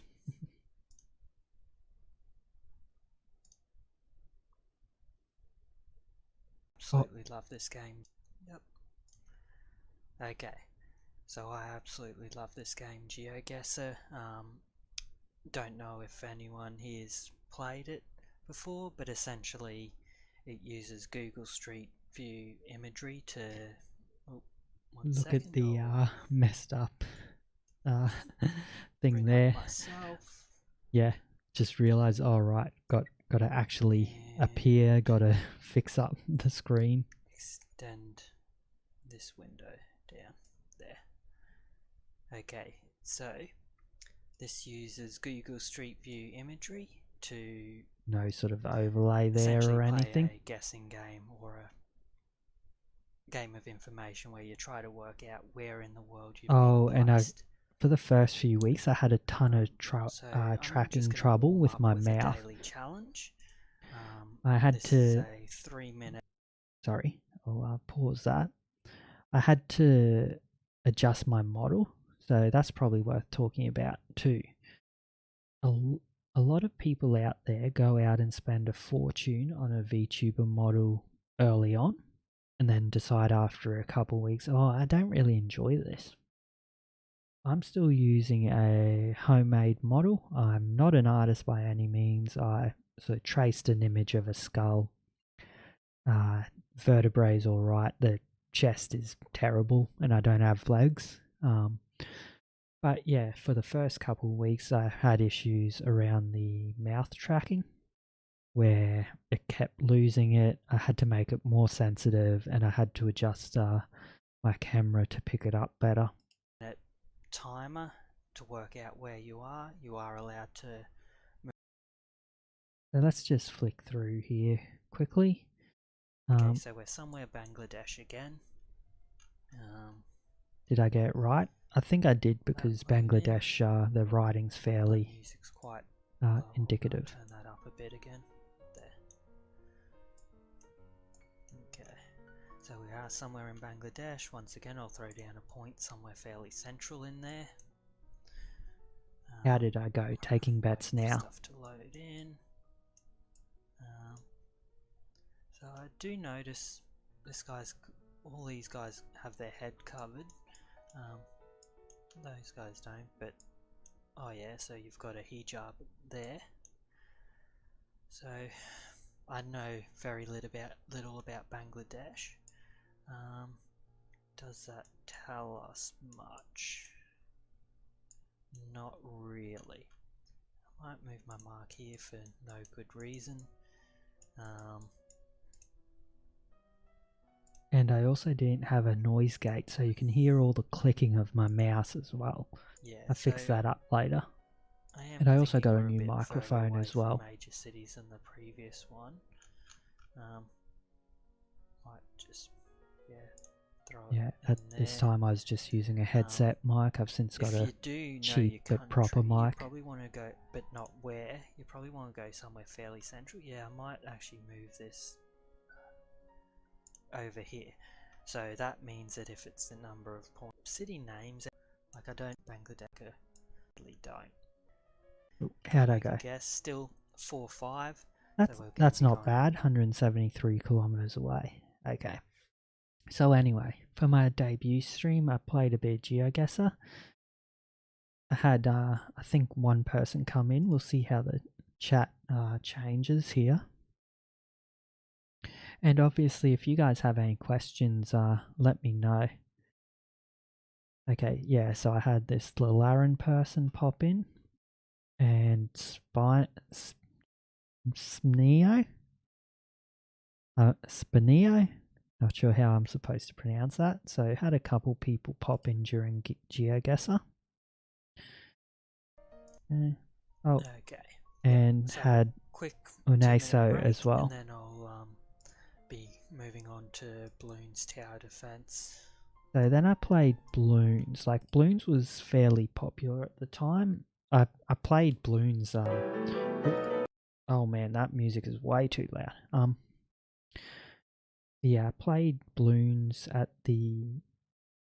I played Bloons for my debut stream, and one thing I sort of immediately recognized about it is most of the people streaming Bloons were streaming with friends.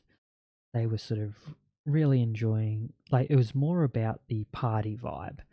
The people that were streaming with their friends, chatting, all that.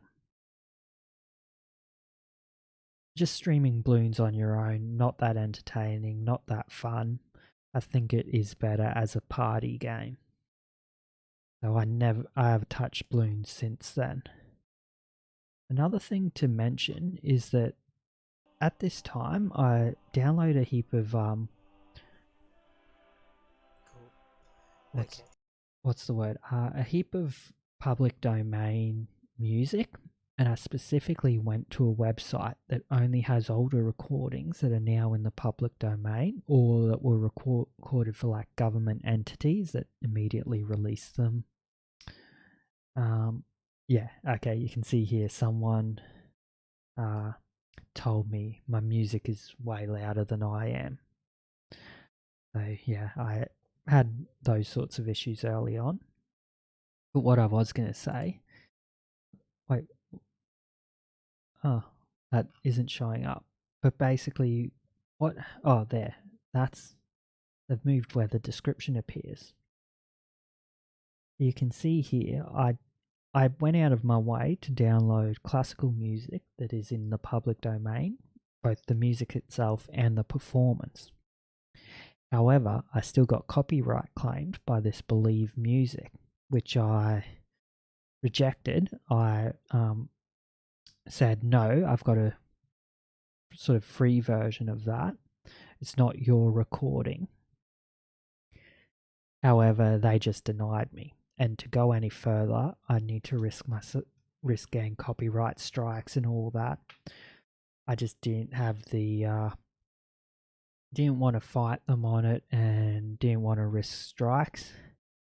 So some of my older videos have these claims for classical music that are fraudulent. So I moved over to using the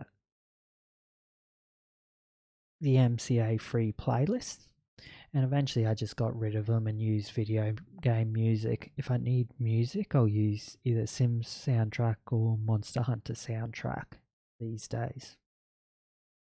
So yeah, So, played a bit of Bloons.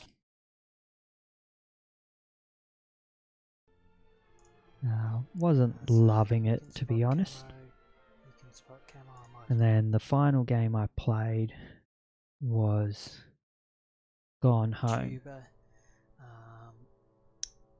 Streaming live to both Twitch and YouTube, multi-streaming, but I'm recording this. You can see I've still got the jaw issues there. I'm a big fan of the old walking simulators or walk 'em ups. And one thing worth mentioning, Gone Home I picked up for free from the Epic Store, and that was something I did a lot in the early days of my stream. I played a lot of the free games that you get through Epic Store, and I actually tried to make that a thing. I tried to make New Game Fridays because the new game, like the Epic free games, come out Friday my time. I download them in the morning, play them that afternoon, but I just found like too many issues with that. I had technical issues trying to set up a new game for stream. I had issues with not being familiar with the game. I had issues with people trying to backseat me, or the inverse, me just having no clue what I'm doing. Trying to learn a new game on stream is very frustrating, and I'll actually go into that further when I talk about Monster Hunter Rise.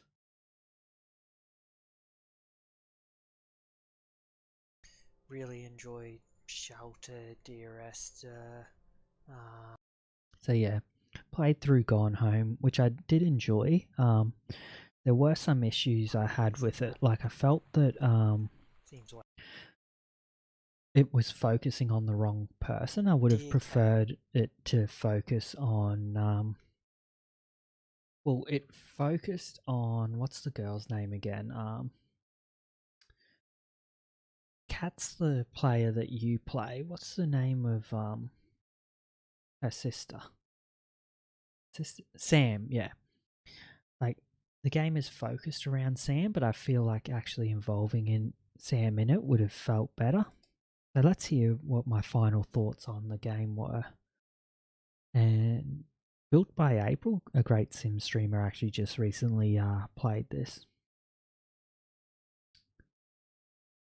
So if we go here, for live stuff, let's go to this one. For my build videos, well, first thing, I try to fit as much in here as possible in the description. Like, and if I spell something one way, like, yeah, if there's a word that's like a two-part word, I'll spell it one way in the title, one way in the description. But then down here, see, I don't know how true this is. If this is true, tags can be useful if content in your stream is commonly misspelled. Otherwise, tags play a minimal role in helping viewers find your stream. So if that's true, then it doesn't matter too much. But basically, for my live stuff, VTuber, EM VTuber, various spellings of DeadRon. I should actually add DeadRon underscore to there. Shell challenge if it's a shell challenge. VODs, replay. Thing is, I don't really need shell challenge there because I have it in the description. VODs, replay, archive. So because I've got clo-caffeinated spelled as it should be with no space, I do put a version with a space in there.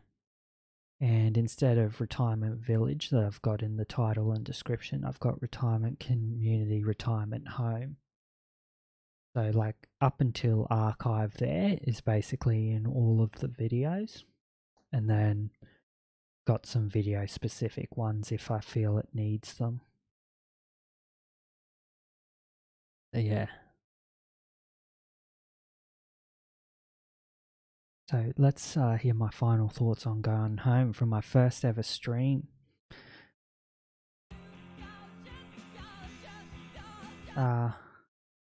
Let's get there, because actually the claims made by the companies that did the music in Gone Home was super easy to fix. Like I just said, hey, I was playing a video game, and within 24 hours they'd remove the music claim. And then these people that obviously incorrectly claimed the classical music, they refused to remove the claim.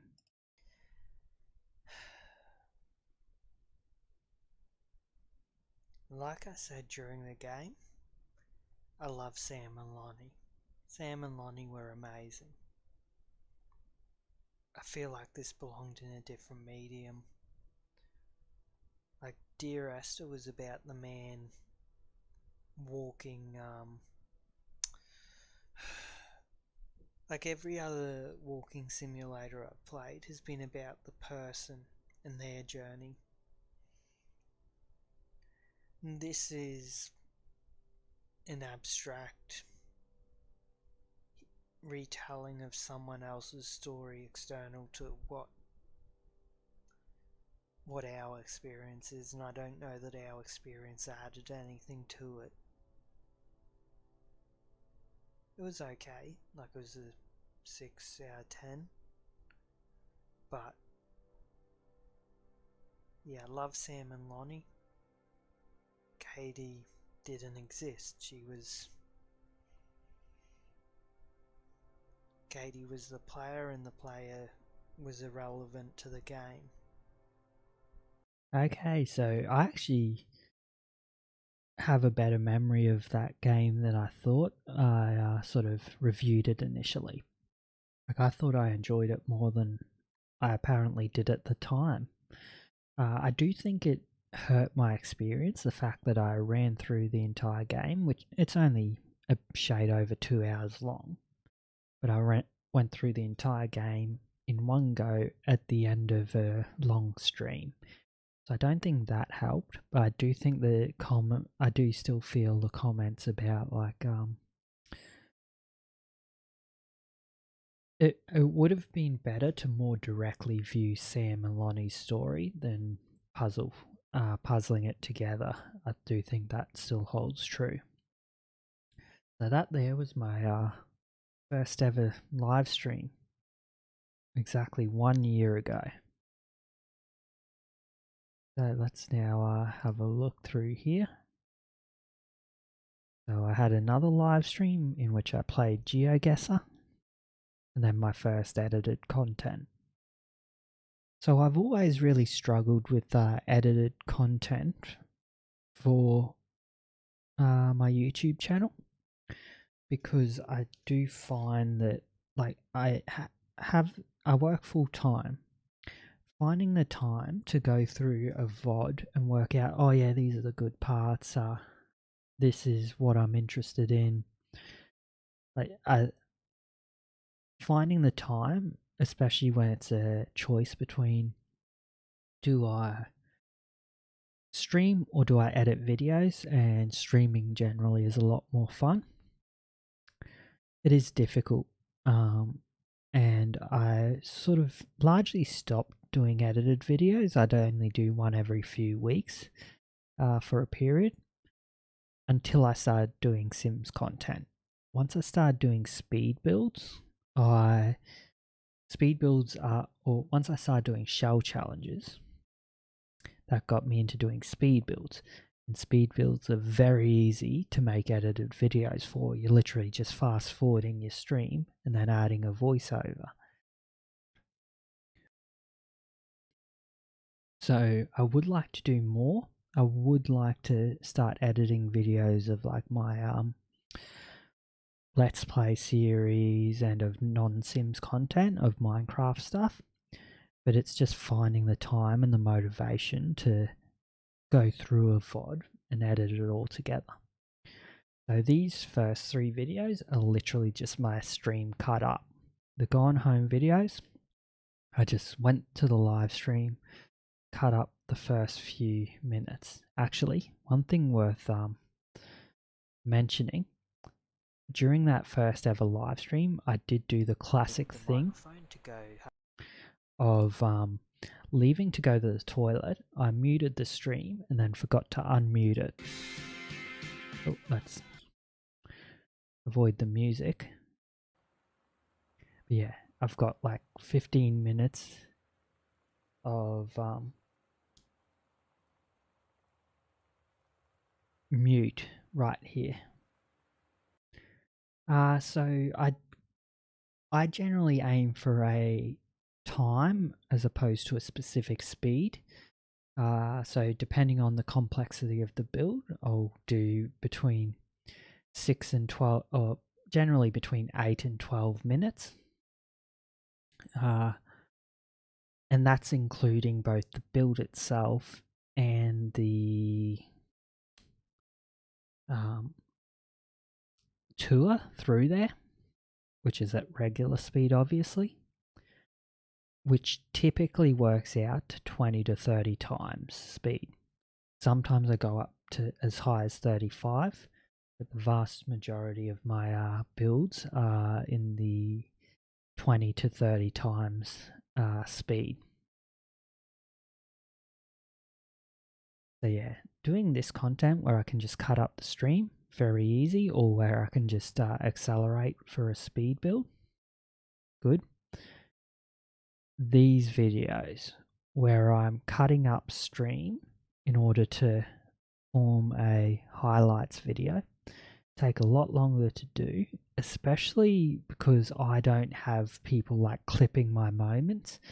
If you are a regular watcher of mine and you want to sort of clip stuff, all that, go ahead. I really appreciate it if something funny or interesting happens, because it tells me that, okay, there's an interesting part of the video here.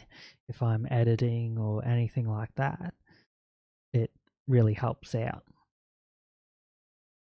So yeah, early on, played a bit of Geoguessr, edited a bit of Geoguessr.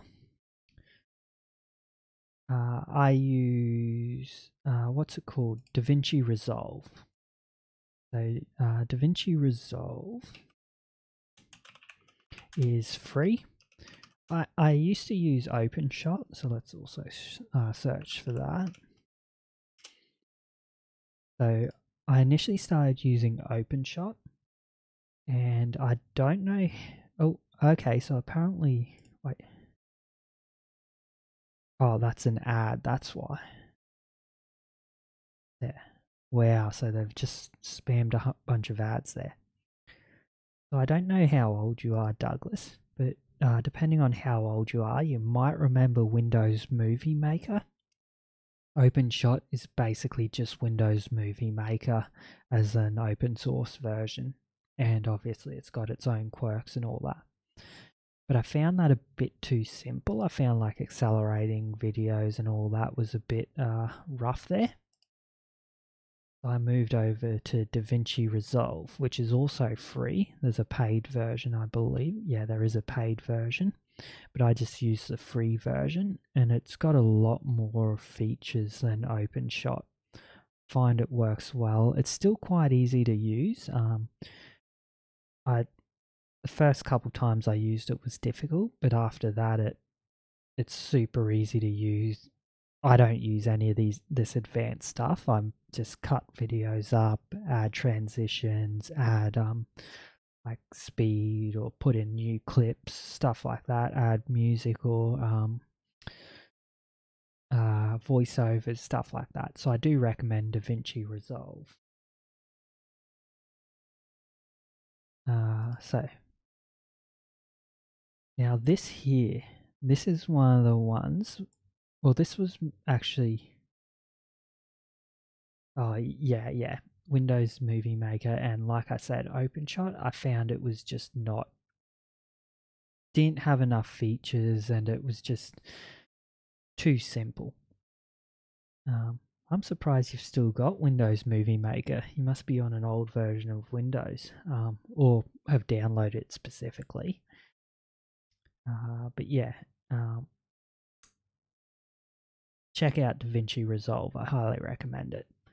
So I actually didn't know that you made videos. I haven't seen you in the self promo. I assume you upload to YouTube. Is that correct?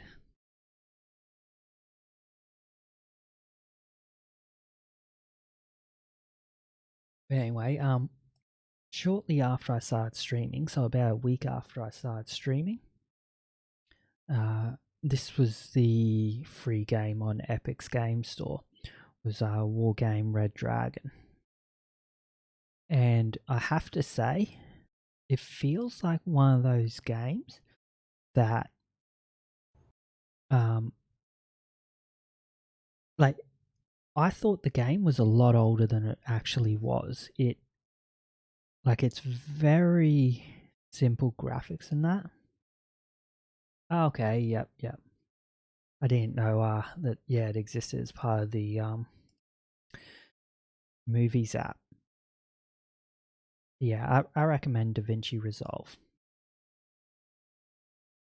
Nice, I'll check it out, because I think I did check your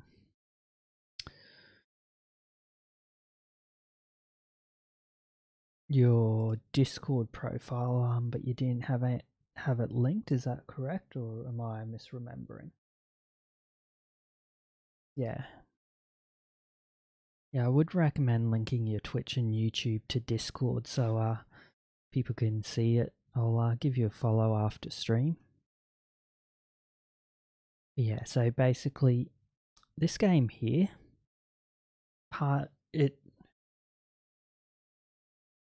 interesting that live chat replay is not available, but basically, it feels like one of those games. Like, I thought it was a lot older than it is based on the graphics and all that. It's actually a relatively new game, but it's from an old series. It's one of those series that never evolved. Like, the tutorial is terrible, it tells you nothing.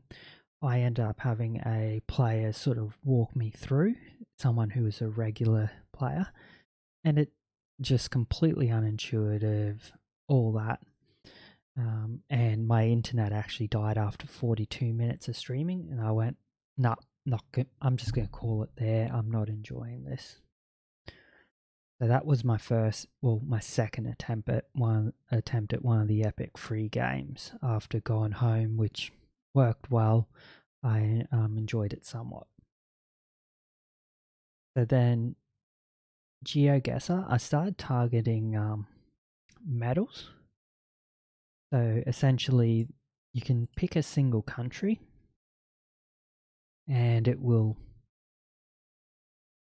sort of place you, obviously, in street view places in that country. Ooh, that was good.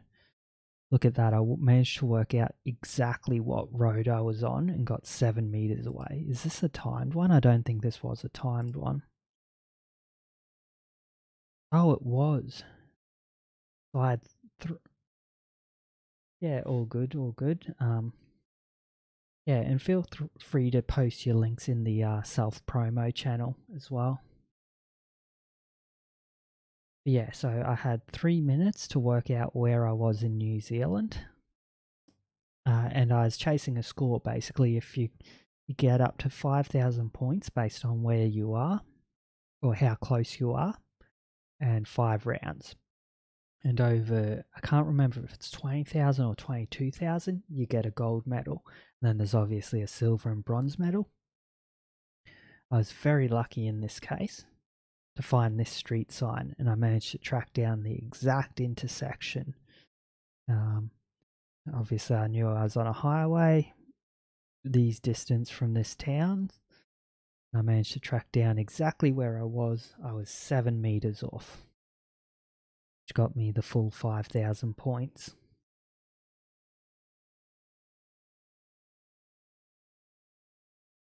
So how did I go? Is that one where I medal?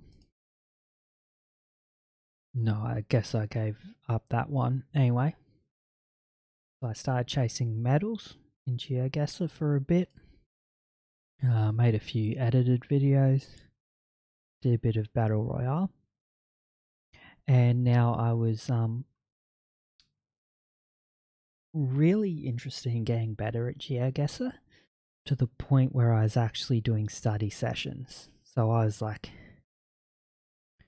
pulling up a website. I can't remember the name of the website, but basically it had all your tips and tricks for, this is what the road reflectors in Sweden look like versus the road reflectors in Norway. And that's how you tell the difference and stuff like that. This is what the road signs in the US are like versus the road signs in Canada. Stuff like that. So that's all, it's very interesting learning about that. And yeah, I sort of did actual study sessions for Geoguessr at that point. And now this one, there are sort of videos that some content creators do, including obviously Ludwig here, but also mostly your regular Geoguessr players, where they essentially create a challenge on YouTube and people can play against them. So Ludwig's quite well known for doing these against a guy called Geoguessr. And essentially he plays, or you open the link that he makes public, you play the game, see how close you can get, and then you watch, well, you play one round, see how you go, watch his video, see how he goes, and try to beat him. And this was my first attempt at making like your stereotypical YouTube reaction video. Took his face from one of his thumbnails, did that. Got a few views, more than I got for like other edited videos, but didn't do anything special there. Like I really like experimenting. I like understanding why people do the things they do on YouTube, and that's probably my only attempt at like one of the really stereotypical thumbnail images. It just doesn't feel like me. I don't like that style of thumbnail, and I think I've found my niche. Like I enjoy the chill building streams. I'm not an FPS streamer. I'm not a like clickbait streamer. Just come in, do a build, all that. So anyway, played Geoguessr. So apparently this was my first GTA roleplay stream. Oh no, sorry. This was not a roleplay stream. I wanted to try out the base game of GTA before I got into roleplay, in order to just try it out and learn the mechanics. Make sure I didn't enter GTA roleplay just completely unable to do anything. So then the next one from the Epic Store was Pine. Pine was fun. It felt like it was missing stuff. It like felt like a good beta. It felt like an enjoyable game beta. Everything worked, but I can't believe I'm saying this. I wish there were more fetch quests. In the game, it sort of felt like you're just moving from A to B. It's a nice, really interesting world, and you're like, but you're being forced to explore it in a specific way because there's nothing to really do outside the main quest. I do want to finish that game at some point. I should download it one weekend when I've got some time and finish it off. So yeah, so that was Pine. And now, so my first major period, I'd call the Geoguessr period.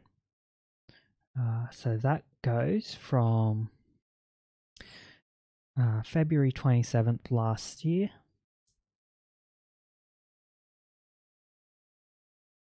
through to May.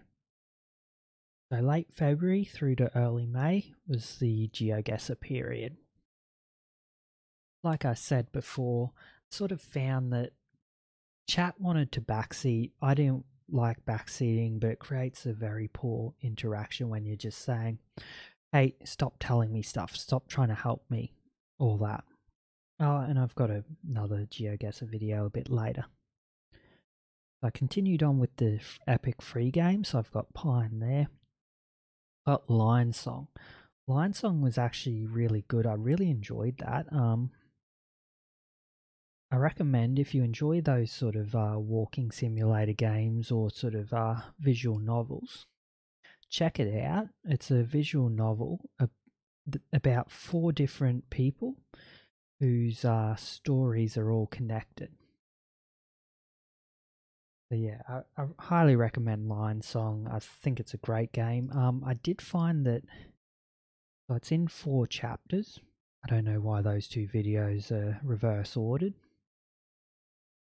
I did find some of the chapters were better than others. I can't remember exactly which sort of which ones were the best ones. But yeah, it was a good game. I do recommend Lion Song. And yeah, like just an interesting visual novel, not really any gameplay. The other thing I'm going to mention is this here. So I wanted a way to indicate to people that I am multi-streaming without just mentioning it every 5 seconds. The other thing is, a lot of people will have obviously their sub counters. I am ineligible for subscribers because I'm multi-stream. You can't be a Twitch affiliate and multi-stream. So I've put up a follow account, and you'll notice it's out of 1,000. There's a couple reasons for that. So the first one is that YouTube, in order to become a YouTube partner, you need 1,000 followers. The other thing is, in order to become an Epic Games ambassador or whatever they call it, you need 1,000 followers on some form of social media, whether that's Twitter, YouTube, Twitch, whatever. And at the time, I was kind of looking at that as a possible way to monetize my channel, because I can't be affiliate on Twitch if I multi-stream. So that's why I set the thing over there. At the moment, I think when I do decide to try monetizing via some affiliate link or something like that, I think there's a different site I'll go with. I won't mention who that is at the moment. But I eventually got rid of that because I just felt it wasn't helping and it obstructed the stream. Or screen. But you'll see I added the transparent bar up the top there. So that lets people know where they can find me.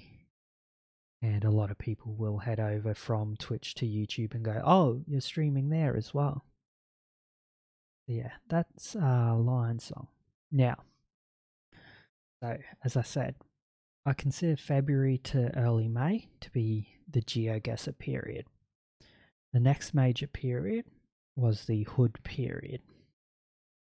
If you don't know Hood, Outlaws and Legends, basically it released in May, I'm assuming, of last year. Yep, 8th of May was early access. It was a fun game. It was really interesting. So the thing is, it was sold differently to what the game actually really was. So the idea of the game is that you sneak in, sorry, I should say it's based very, very loosely on Robin Hood mythology. So the 4 characters that were playable at release were Robin Hood, Little John, Marianne, and Friar Tuck. So yeah, based on Robin Hood. And in theory, what you do is you sneak through the castle or through whatever stage you're in, and you pickpocket the sheriff. So the Sheriff of Nottingham is basically a giant dude in full armor. You sneak behind him, or you stun him with like a flash grenade or a bomb or something like that, and you pickpocket the key. Then you go find the vault,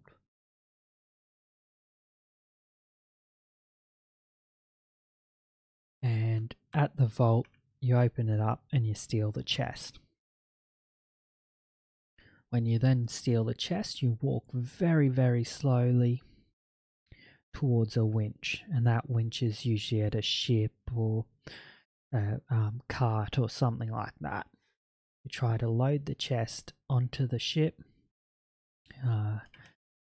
In doing that, you need to actually use the winch, which takes a lot of time, and you're vulnerable during that time. Both the NPCs and the opposing team can try to kill you while you're winching, and you need to reach that bit at the end. Now that all sounds good, that sounds quite interesting. The big issue with the game, and like I said, it was very enjoyable, I had a lot of fun. The main reason I personally stopped playing was poor servers. The game did not have Australian servers, we were running on Southeast Asian servers, and as the player base declined, it resulted in them cutting the quality of the servers. At least I assume that's why that happened. And by the end there, I was experiencing really bad rubber banding, a lot of lag, all that. It just wasn't a fun experience. The other big issue is that the game wasn't really what it was sold as, because that whole sequence I just said, where you sort of spawn in, you sneak up behind the sheriff, pickpocket him, you get the chest from the vault, you go to the winch, all that. That sounds fairly sneaky. That's not how the game worked. The best way to play the game was to speedrun to the sheriff, get the chest. All the time you're getting attacked by the opposing team who are like just trying to TDM you, team deathmatch, like not much basically no sneaking, just open warfare. Get to the winch. As you sort of saw there, you start winching. The thing is, you get rewards, you get gold for getting these diamonds, but the only thing that really matters is that final one. That arrow there is extracting it. So you can have one team extract all the way to the final diamond, and then your team just runs in, smashes them all at once while they're still winching, and then you do the final diamond to extract it. So the game was sold as this super stealthy sort of like strategy, all that. It just turns into a melee. It's basically just a big melee game, which was fun. It wasn't what it was sold as, and a lot of people found it repetitive. I didn't get to that point. I was still enjoying the game itself, apart from the server issues and all that. But a lot of people dropped it because it just felt the same every time. And if we look at the current player count, Hood, Outlaws, and Legends. That should tell you everything you need to know. The second thing is Hood, Outlaws, and Legends dead. The game is well and truly dead. Steam player count there. So if we go to Steam charts, currently the game, and this is a 4v4, no it is 5, sorry. 5v5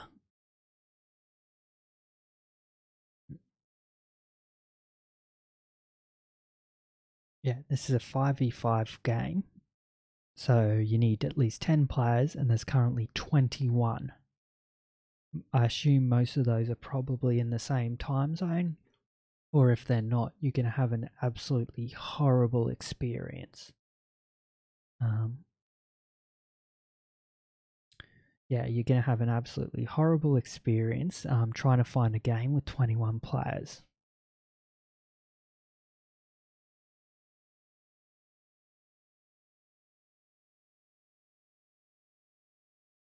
Who is that?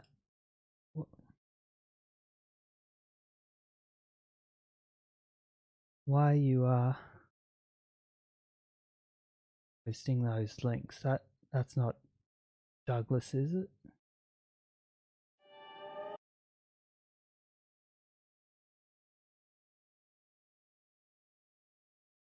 Are you Douglas on another account, or is that just Bam?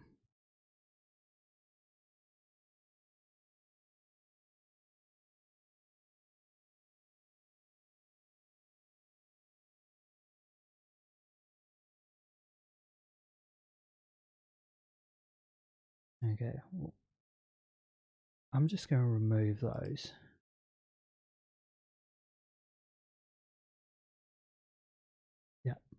Yeah, I didn't think it was. It didn't seem like it was. I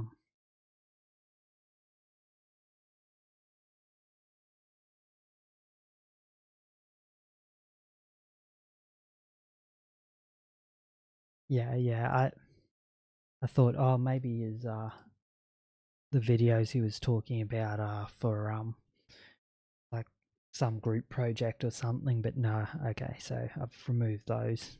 Thanks for confirming that.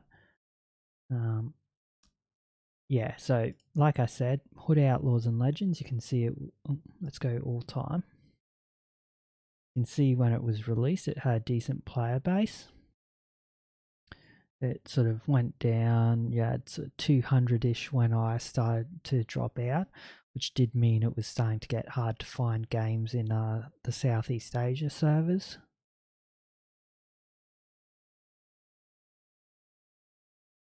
And then a little after I left, they had the Season 1 DLC release. So you can see Season 2's out now.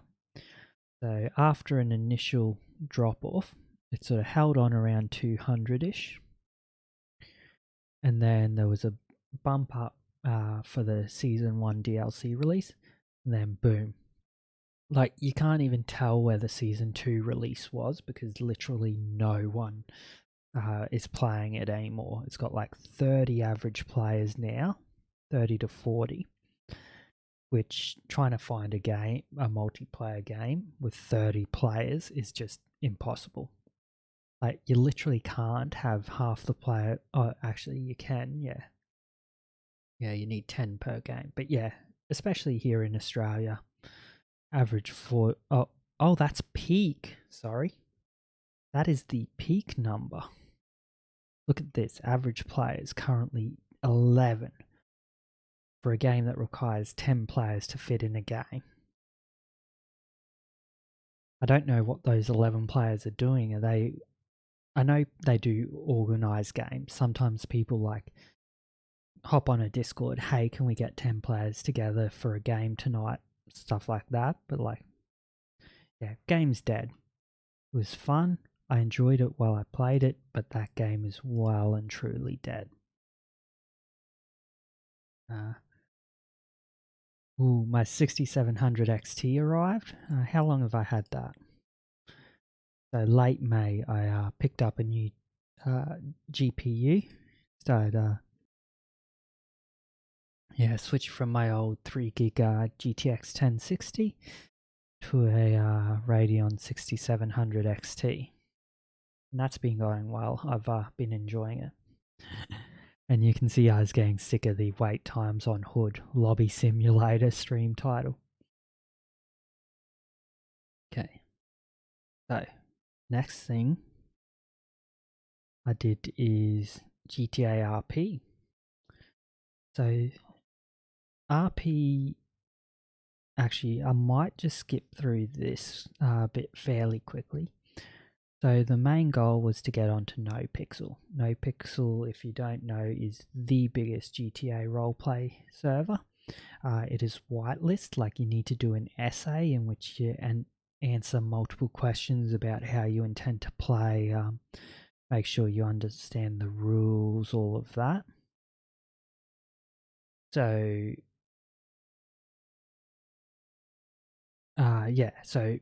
and NoPixel is the one that all of the big names play on, like Summit, Sakuno, Valkyrie, who else? There's obviously the ones that big names that came from GTA, like Buddha, Rated Epics, all them. XQC's on there. Aiden Ross was for a bit. Basically, all of the massive name streamers are on NoPixel. Which had the whitelist, and at the time I was going through the whitelisting process. I was submitting my essays. It is one of those things they tell you, you never pass your first submission. I got on my third submission. You're allowed a maximum of 5, after which you can't try anymore. So anyway, I did a bit of roleplay on Legacy RP. Created the character of Nick Kidman. So he was intended as a sort of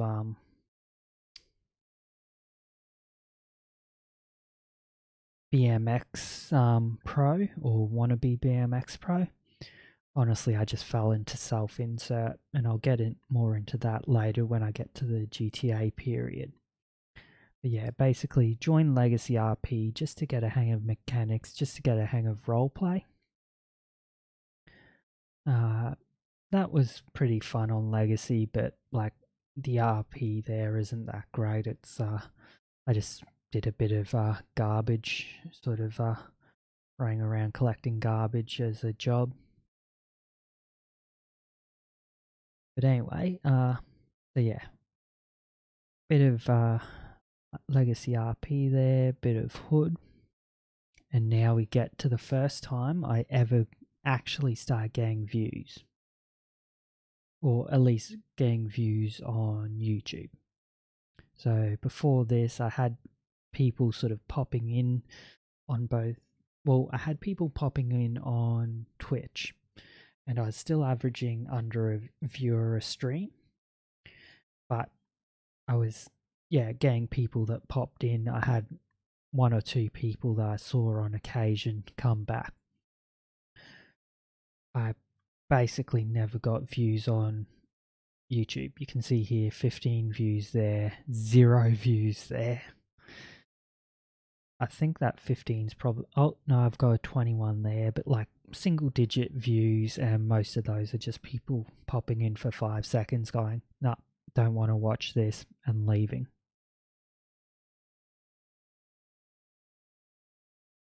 Like I'd say all this period I probably had below 2 hours of watch time on YouTube.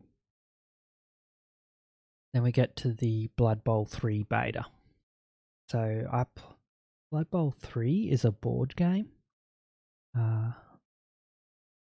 I play the actual board game. I absolutely love the board game.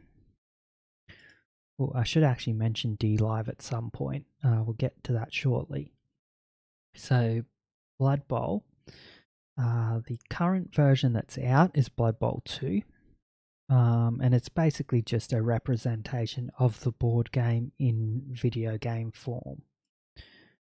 Blood Bowl 2 is a lot of fun. Apparently it was quite buggy when it was released, but these days it's a lot better. What was I going to say? So Blood Bowl 3. I actually had a beta code because I pre-ordered the physical version of the latest Blood Bowl update, rules update. So I downloaded had a beta code because I pre-purchased the physical game. The beta is terrible. It was completely broken. The sort of UI is terrible. Things don't work. I know it's intended as a beta, but it's just not ready for public use. Like, you can't easily work out how to do very basic actions in the game. The UI is cluttered compared to previous games, and people are also complaining that some of the pictures actually physically hurt them.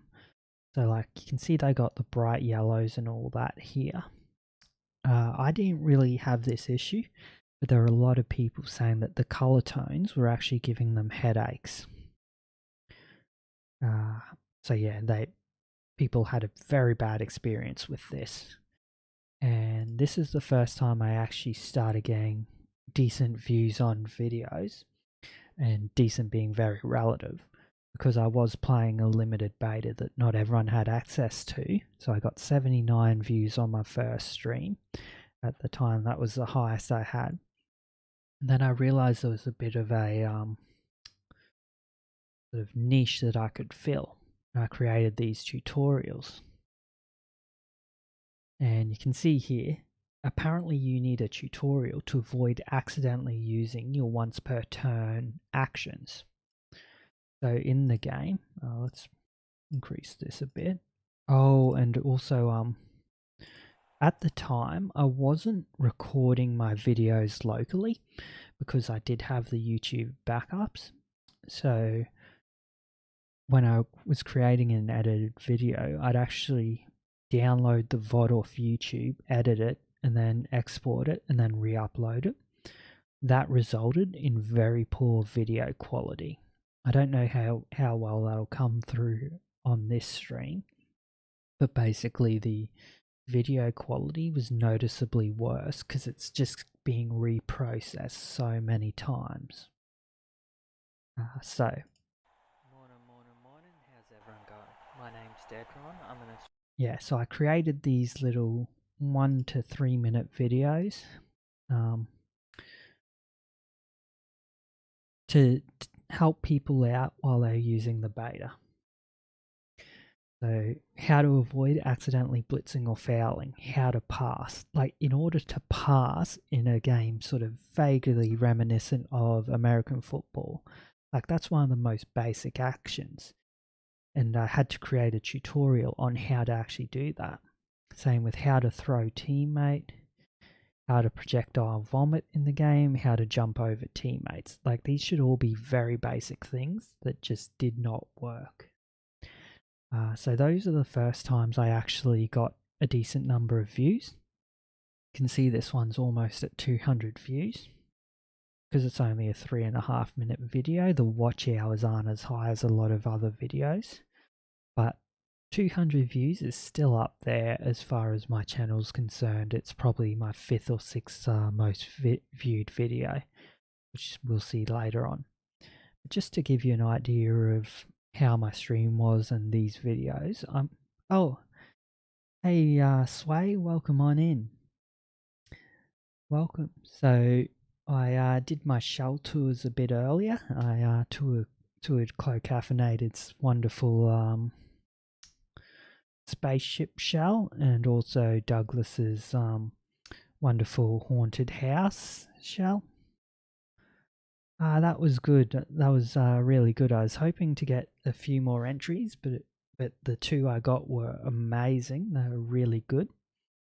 And now I'm going through the last 12 months. So I'm multi-stream which means I'm live on YouTube, Twitch, Twitter, and Trovo at the moment. Formerly I was on DLive, but I got rid of that. So we're just going through my last 12 months. We started here exactly 12 months ago, 27th of February, 12 months ago.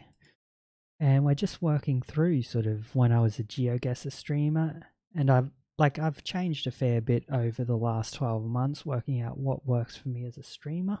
So we've gone through the Geoguessr period, gone through the Hood Outlaws and Legends period, and now we're looking at the Blood Bowl 3 beta. So I had access to Blood Bowl 3 for about a week, and this was the first time I started getting some views, like 79, 198, 85. Like, that is a big improvement over the single digits I was doing on YouTube before then. So yeah, it's been fun, like, revisiting all this, seeing sort of how things are.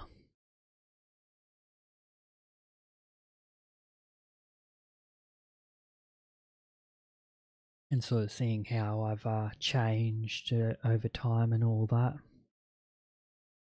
So yeah, just to give you guys an idea of what I was doing at the time, and these little helper videos, little tutorials that were the first time I actually started getting YouTube views.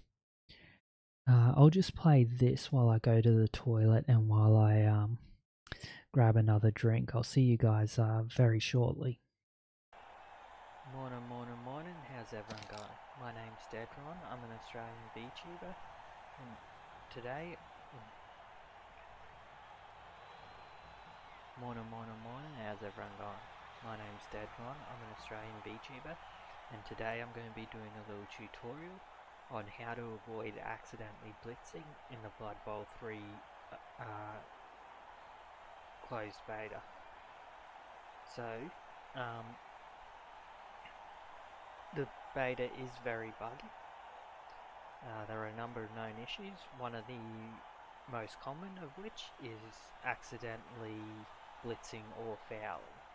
So when you select a player and, for example, move him up to here, sometimes it will accidentally use your blitz action.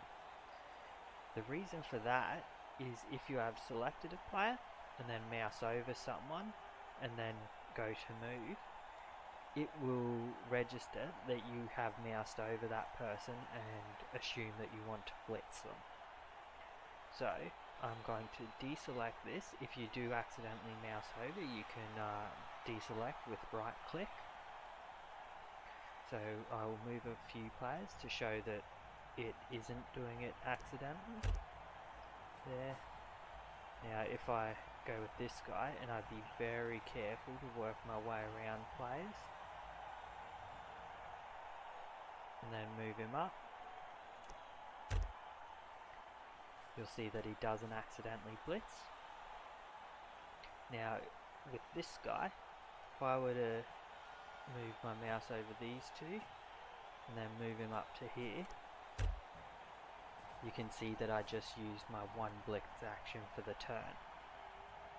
So in order to avoid that, and the same goes for fouling, you'll also accidentally use your foul option if you mouse over a downed player. All you need to do is, when you select the player, make sure you work around the other players. If you do have a very complicated situation, for example, imagine there was a goblin I had on this square, I would go all the way around here and then bring my mouse outside the pitch. That's often the safest option. So hopefully that helps you out. Look out for more Blood Bowl tips coming shortly. I'm planning on playing some more Blood Bowl shortly. Hope you can join me for my live streams. I multi-stream to both Twitch and to YouTube. So thank you for your time. Okay, so yeah, those are little quick tutorials. First time I started to get views. Now, coming back to the free game Fridays that I was at, or new game Fridays, sorry, which were mostly consisting of the epic free games. The last one of those that I did was Control. And part of the reason for doing Control was to test out graphics settings, because I just got my new GPU and I wanted to test out ray tracing, test out sort of how far could I push that, which I did.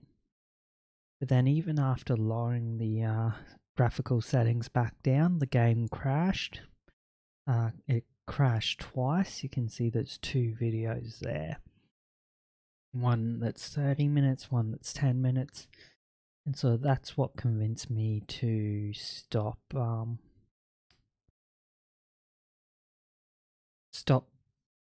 doing the new game Fridays. Sorry, had to burp there. Yeah, so I basically found that like trying to deal with setting up a new game, all that on stream, just wasn't fun, and I didn't really have enough time to spend half an hour playing with settings before stream. Now we enter the next big period. So, like I said, we've got the Geoguessr period, got the Hood period, we have a week of Blood Bowl, and now we enter the No Pixel or GTA RP period. So, in case you guys aren't familiar with GTA roleplay, effectively what you're doing is playing a character. So this is improv. You are improving a story. It generally gets compared to soap operas or just movies in general, TV shows in general. You create a character, like I said, for No Pixel. You've got to actually submit an application, an essay on how you're going to play this character, all of that. And you create a story with other people that are improving on the server as well. The thing, and people hear GTA, they think cops and robbers. That doesn't have to be the case. You can just play as a civilian who works at their equivalent of McDonald's. I personally had a character called Pato. Pato was a very shy guy from a small country town who is a real mama's boy. Like, he just could not function on his own. And eventually his mum kicked him out, bought him a one-way ticket to the US and said, go learn to be a man, basically. So Pato, he's very shy and he talks like this, and he stutters a lot because he's not very confident. So yeah, that's sort of how I play Pato. I'll show you some videos shortly. And yeah, basically he's in the city to try and learn how to grow up, not be as much of a mama's boy. So yeah, No Pixel, like I said, is the big GTA roleplay server. Like, if we just head to the categories GTA and sort by high. So currently on the server, let's go English. Yeah, so currently on the server, you've got Zerka with 21,000 views, Pokimane with 20,000 views, Sykuno with 15,000, GTA Wise Guy, who's one of the developers on the server, so it's all very heavily modded Grand Theft Auto Online. So GTA Wise Guy is one of the developers. Nidus is one of the admins. Jack, 2.5 K views.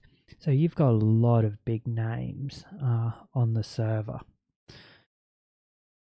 which is why it's so heavily controlled, obviously. The issue with that is that it's very popular. You can have 250 people on the server at one time, and sometimes there's 500 plus trying to get into the server. What that means is that because the server resets twice a day, and for me that's at 6 a.m. and 6 p.m. Actually, no, now it's 5 a.m. and 5 p.m. Those are the only times you can actually get into the server. You've got to wait for the restart, be there waiting, and then click, yep, okay, I got in, or I've got a 3-hour wait, 4-hour wait, sometimes it's a 10-hour wait to get into the server. All those big streamers that I mentioned have priority. They basically jump to the front of the queue. The same for people that have been on the server a long time and shown themselves to be good role players and all that. I don't have prior. So basically I was rolling the dice every time as to whether or not I get into the server. So let's just take a quick look at this. I had a few technical issues early on, but then basically, met a few guys who showed me around. Thank you, sir. I might go try and get that license.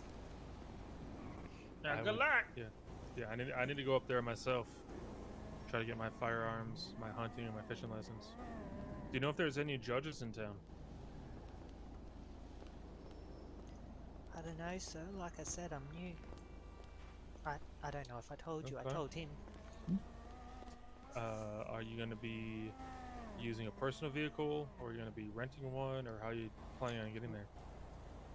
So yeah, it's basically improv mimicking real life. You play a character.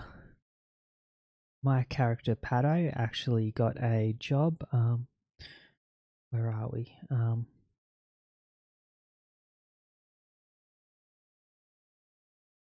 Delivery jobs. Oh, yeah, okay. Wow, that's actually further into it than I thought. So I spent some time sort of getting to know people doing what are considered the sort of starter jobs, where you sort of just sign in to do deliveries, drive to all the 24/7 stores and drop off goods to them. Eventually, I got a job at the Green Agricultural Company. So in the server, there's a farmers market where I worked. So I worked for Pato, really. You should separate out the character from the streamer. Pato worked at the Green Agricultural Company, selling milk and corn, stuff like that. Unfortunately, these oranges and bananas and all that were just decorative. We didn't actually have those to sell. But yeah, so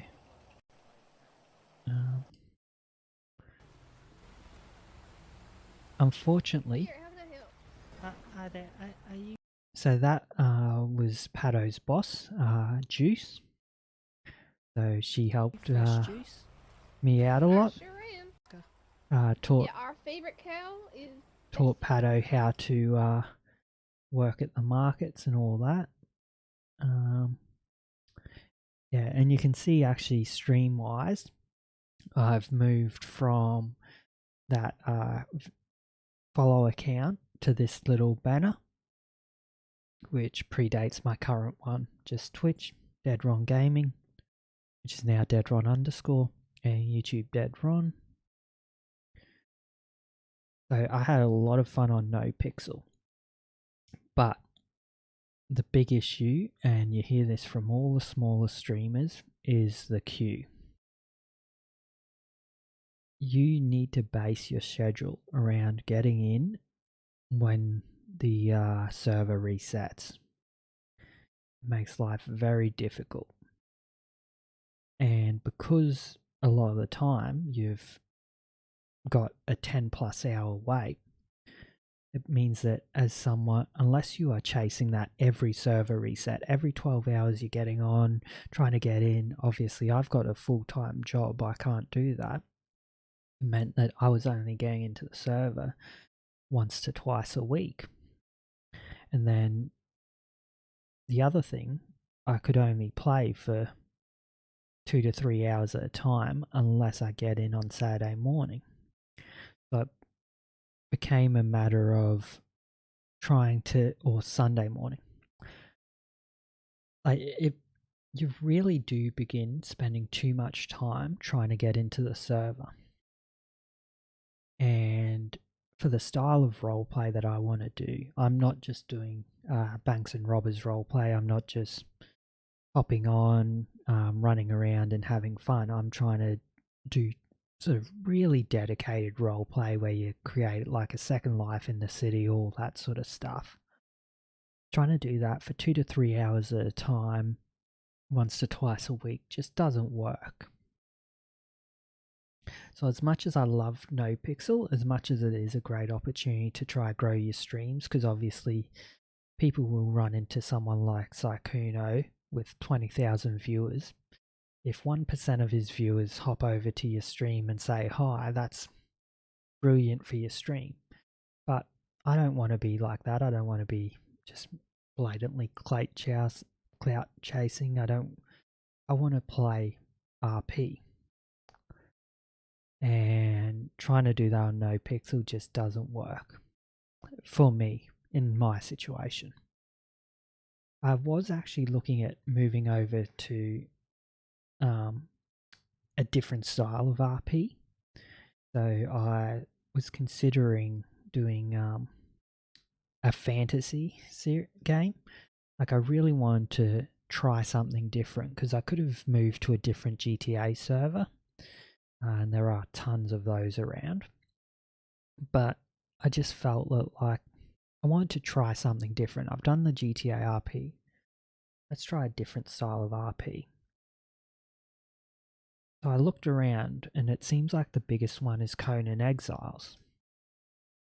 The thing is, a lot of the Conan Exiles servers are adult content, not just 18 plus content, but like, you know what I mean by adult content. So I found a couple that looked interesting that weren't.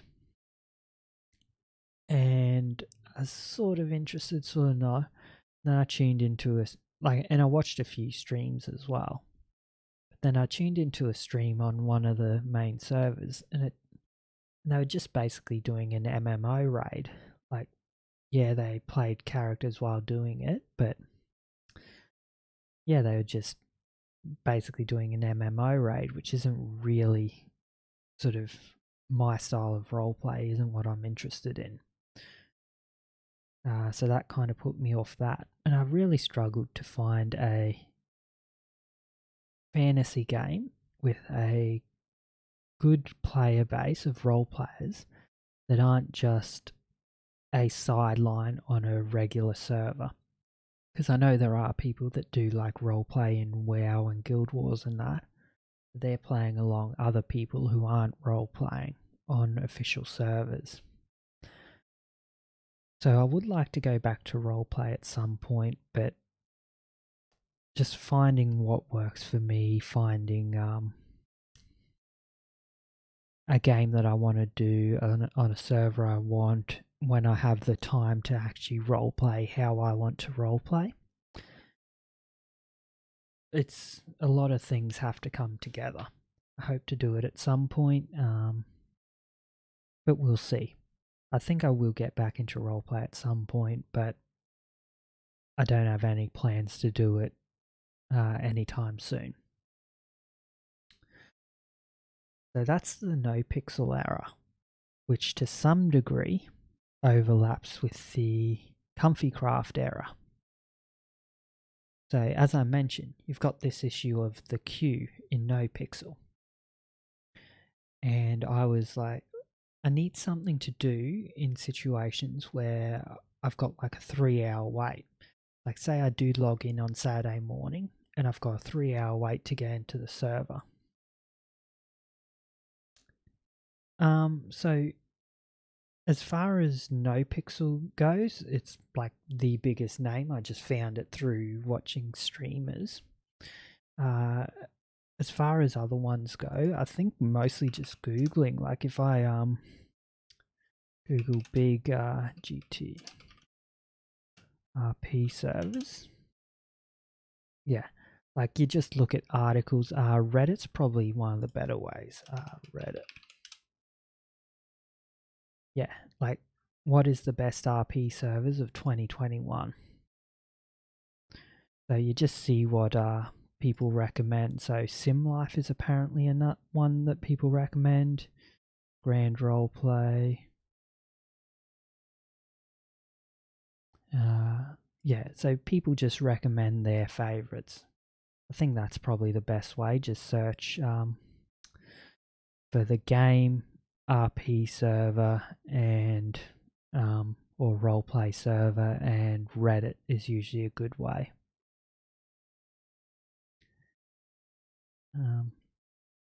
So yeah, as I was saying, I sort of needed something fairly casual to do while waiting in the queue. And I asked on Twitter, oh, was it Twitter? I think it was on Twitter. I asked, hey, does anyone know any good Minecraft servers?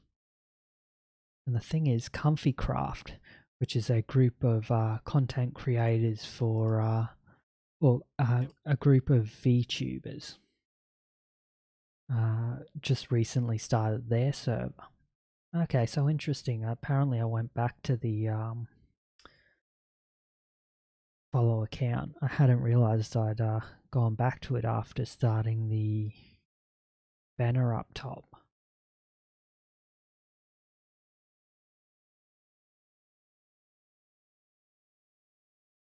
So yeah, so I asked, okay, does anyone have any recommendations for Minecraft servers? And someone, I think it might have been Nanami Aiko, said, hey, ComfyCraft just launched their server last week. Oh yeah, that sounds good. I joined the ComfyCraft server. And I have to say, I really started to find my niche. And one other thing I liked was I really wanted to push my GPU and I wanted Minecraft to look really good. Where are we? So I also installed a really good pack because I was building next to water and I knew from the start that I wanted to build next to water. I installed SEUS Renewed, which has some really great shaders for water. You can see there how much better that looks than default Minecraft water, and the sun also looks really good. So there I started my Minecraft journey, and that's been something that I've absolutely loved. So this here, 30th of June, so 8 months since I picked up Minecraft again. Actually, I should mention that. So I played a lot of Minecraft around 2011 till 2013.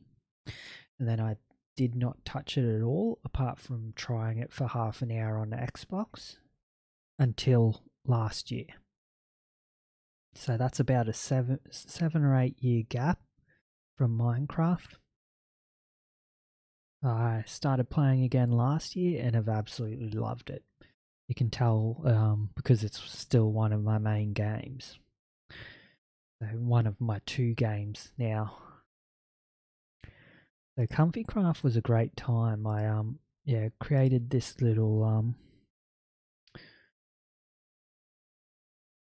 sort of little tent base there. That was a lot of fun.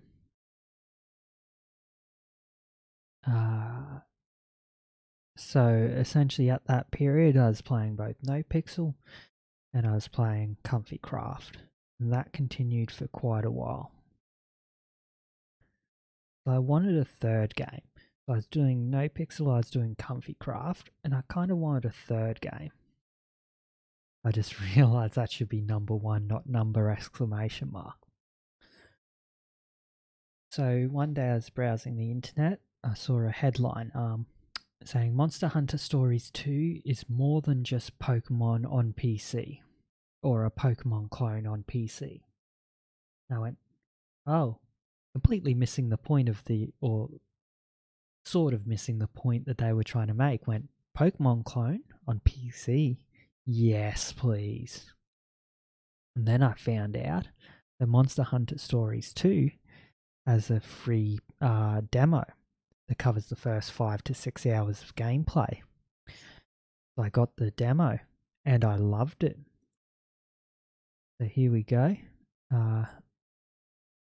So at this time, let's get a battle up there.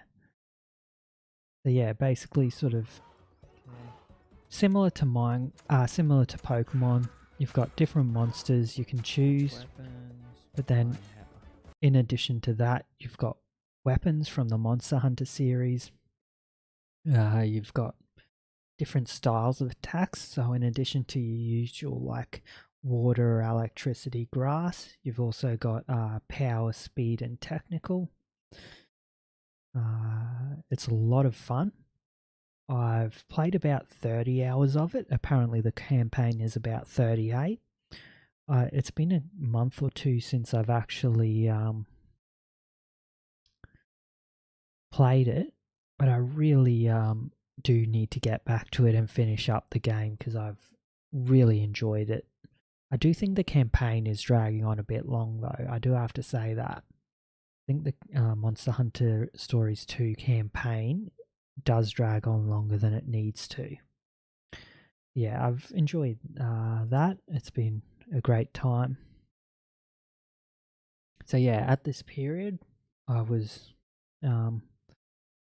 playing NoPixel as Pado. I also tried Tomo. So you know what I mentioned about the queue, how long it takes to get on the queue. There is a way around that in playing a lifer. Obviously, being GTA, people get arrested, they go to prison, stuff like that. But if all you do is rely on the people that get arrested and go to prison, prison is very empty. People go to prison for the way it works on the server is the number of months you're sentenced to is number of minutes. So for example, if you're sentenced to 90 months of jail, that means 90 minutes of jail. But what you can do is you can choose to play a lifer, which has a shorter queue. But as a lifer, you are restricted to prison.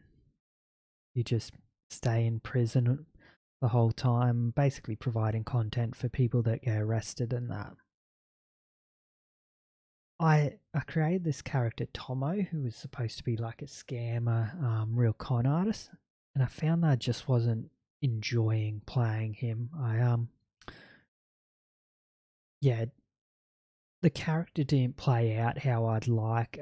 He was supposed to be a lot more high energy, which I very definitely am not. I sort of, I just didn't enjoy playing him, and I couldn't keep up the energy needed to play the character how I wanted to play him. So anyway, through this period, we've got Comfy Craft, we've got NoPixel, we've got a little bit of Monster Hunter Stories. I tried out the Back for Blood beta once. And you can see here, there's very few edited videos. Got one there for Tomo. The thing is, for Minecraft and for GTA RP, they're both fairly heavy effort in order to create an edited video. I need to go through the live stream. I need to work out exactly what I want to do.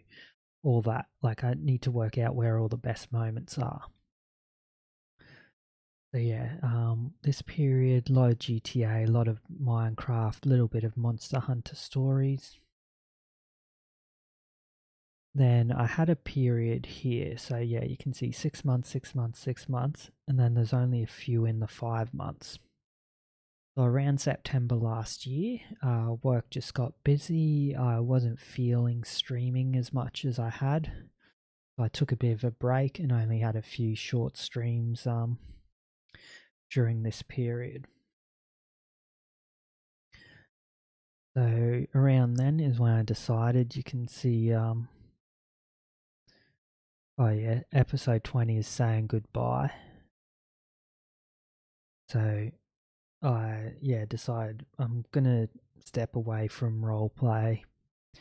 This is when I started searching for fantasy roleplay servers.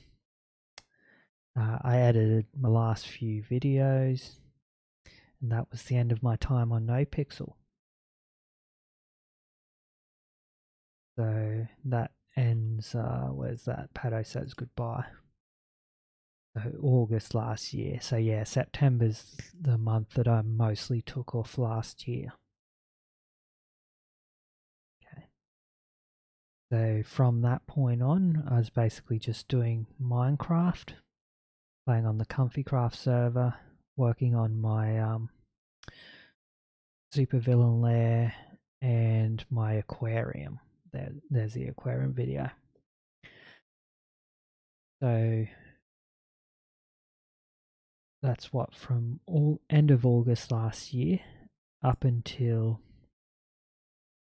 November. So end of August to November, minus most of September, I was just playing Minecraft with the occasional collab and Monster Hunter stream.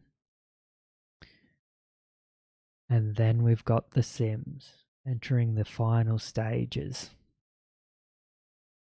Okay, before we do that, I'm going to show off some stuff I did on Minecraft just to rest my voice a little, because I've been talking constantly for the last 3 hours. I'm just going to play these 2 videos. So these are two tours I did of my builds on ComfyCraft. Unfortunately, ComfyCraft is dead now. The server owner stopped paying for it. They couldn't keep paying for it, so that's unfortunate. We lost the world.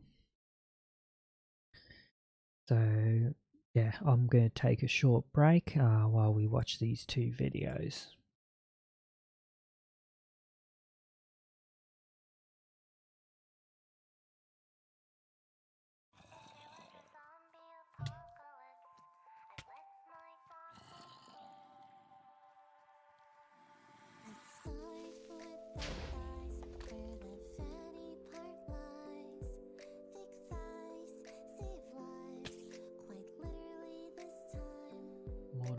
Morning, how's everyone going? My name's DeadRon, I'm an Australian VTuber, and today I'm playing Minecraft on the ComfyCraft server.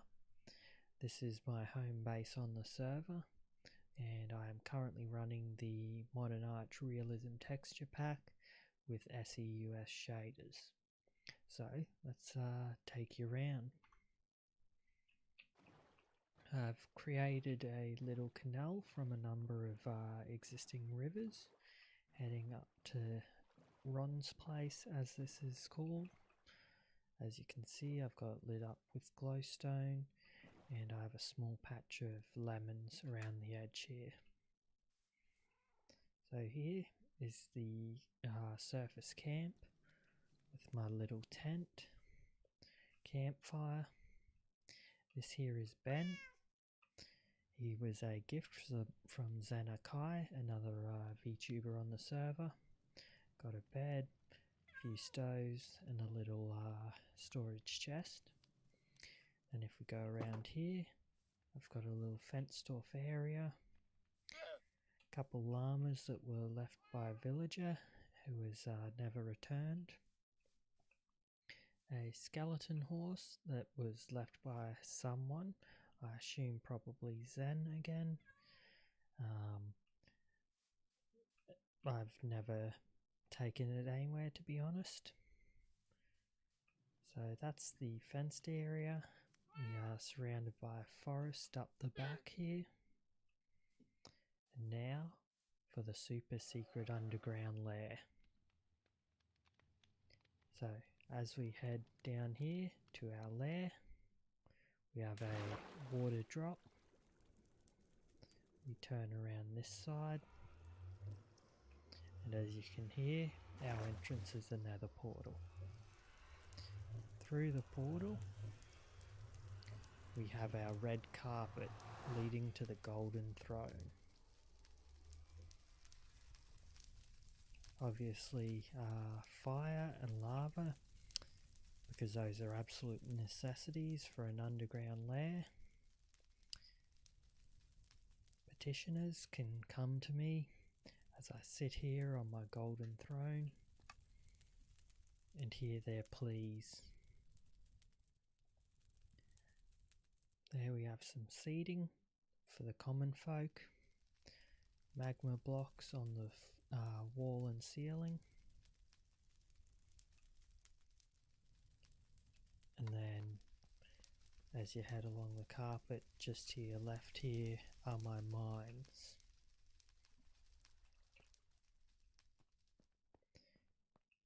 Of course, this is an entertaining room. You can see there are seats and my rather large seat. But what about the practical stuff? As we head through here to our right, it's the enchanting room. Covered entirely in gold. You've got your standard 2 levels of bookshelves, glowstone in the roof, and you get the full levels. I don't have an oh, there. Yeah, you can get the full 30 levels here, obviously. Now, we've got our golden throne in the lava room. We have our golden enchanting room. But you know what's missing from an evil underground lair? An ice room. As we head through the water here, we enter into the ice storage room. So it can be a little hard to see in this texture pack, but this room is entirely made out of ice with water behind the ice. So you can see that we have glow squid spawn in here. Occasionally we get an axolotl as well. And then we have our storage chests and a couple workbenches. So everything from explosives, wool, miscellaneous, all our different types of blocks. We have wood, metal, and then tools, weapons, and armor. So this here has been my underground lair and the camp above it. Thank you for watching. Please remember to like, subscribe, everything else. I multi-stream most nights of the week from around 8:30 AM GMT for 2 to 3 hours. So thanks for coming. Hope to see you soon.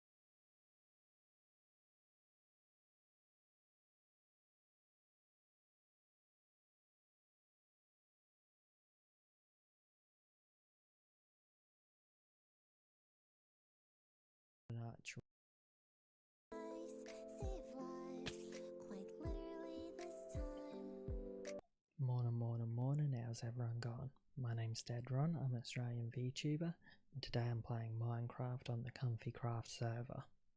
What I'm doing here today is showing you through my underwater aquarium, including the shipwreck and the main aquarium part next to the nether portal. I'm currently running the Modern Arch Realism texture pack with the SEUS renewed shaders. Let's get straight into it. So as you can see, we have the entrance here from the beach. As we walk through, you go underwater with the shaders. It obviously produces a nice picture of the seaweed and the kelp. Through here we have a shipwreck that I've dewatered. As we head along here, you can enter the shipwreck. Got it all lit up with glowstone. I did not use sponges. I removed the water from here using sand and buckets, and as you can see, it's still a little flooded. As we go down here, you can then enter inside the ship. Down here are the living quarters. We've got 2 beds and a storage chest. And then if you want to enter the captain's quarters, you can flip out the steps to here. I guess this is more a storage room than captain's quarters. There we go. Now as we go back down here, you can see once again all the seaweed, all the water. We have an underground cave here that I want to explore in the future and open up to the aquarium. You can get a good view of the outside of the boat and then head through here towards the nether portal. Once again, all the kelp, very visible. We don't tend to get a lot of fish spawning around here. You do get them on occasion, but not a ton. Oh, there we go. You can see we do have some fish spawning around here.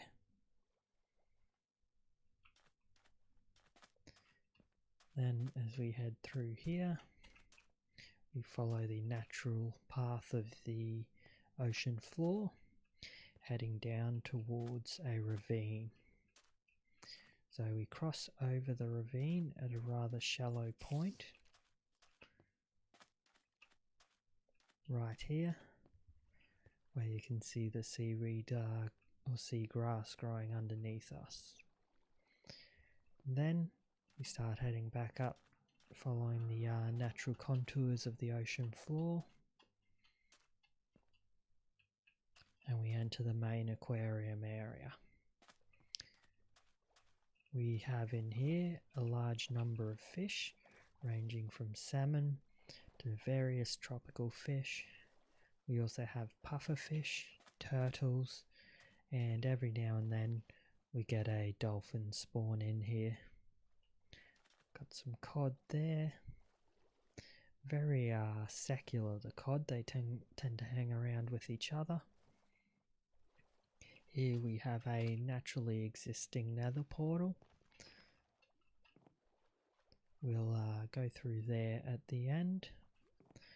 It was surrounded by a number of magma blocks and netherrack. Here we have the axolotl area.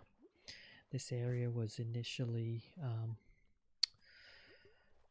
the axolotls initially were put in with the fish, and then I realized very quickly that they eat fish, so they were moved to their own pen out here. You can also head up top, take the stairs around here, and view the fish from the top, which is often the best way to view the turtles at least. They can on occasion be difficult to see. As you see, the fish tend to hang out in groups, and if you want to, you can enter via the trapdoor. As I don't currently have my turtle helmet on, I won't hang around there too long. And if you want to, you can also view from the outside, which gives a nice view of the nether portal area.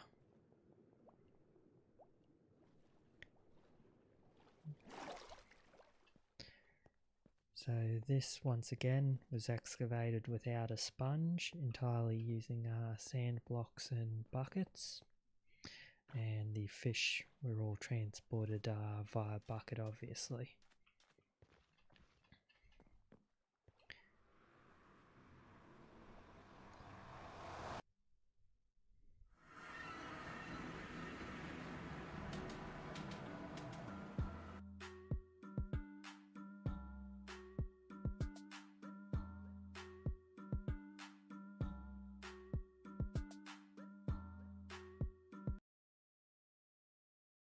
Okay, so sorry. So those were my two big builds on the Comfy Craft server. And now we enter what I consider the modern stage of my streaming. So if you look back here, Twitch was doing better, but as far as YouTube goes, there were no views. Get like 3 to 9 views a video, that's it. 5 on that. Like that was 3 a month ago, that was 6 a month ago. So Twitch was sort of 1 to 2 viewers average. YouTube was basically nothing. And then I started streaming The Sims, and like by this point I'd settled on, yep, I want Minecraft as part of my channel. I'm gonna keep doing Minecraft, I enjoy it, and this like I said before, I'm not a super energetic streamer. I'm not one of those people that like an FPS gamer, yelling, shouting, all that. I enjoy the slow build in Minecraft. What else can I do that sort of fits this? What would I enjoy? Oh, and the other thing is, like, I come home from work, I want to relax. I don't want to come home from work and get all the adrenaline up, blah blah blah. So what else can I do that will fit this? How about The Sims? So after we've gone from the Geoguessr period, the Hood period, the No Pixel period, the only Minecraft period, we're now entering the final period, the Sims and Minecraft period. So I know I've mentioned this on stream, a lot of you have probably heard this before. Wow, I kept the follow account and that old banner way longer than I thought I did. So 24th of November, when I started back up with The Sims. I've mentioned this a lot of times before, but I played a lot of Sims 1 and Sims 2 when I was younger. I tried Sims 3 for like 2 or 3 hours, didn't get into it. Same with The Sims 4. And yeah, now I've revisited The Sims 4 and I'm absolutely loving it. Like, I feel that this really suits me. The combination of building in Minecraft, building in The Sims, a little bit of caving in Minecraft for excitement, a little bit of Let's Play in Sims for excitement. That really fits me. That really works for me. And I've sort of dropped Monster Hunter Stories too, but I do really mean to get back into it. I want to get back into Monster Hunter Stories too. And I think that's probably the sort of way I'm going to manage this channel going forwards, is somewhere between sort of 2/3 Minecraft, 1/3 Sims to 1/3 Minecraft, 2/3 Sims, and then like just vary based on what I'm enjoying most, what I'm feeling most, and then a little bit of a third game.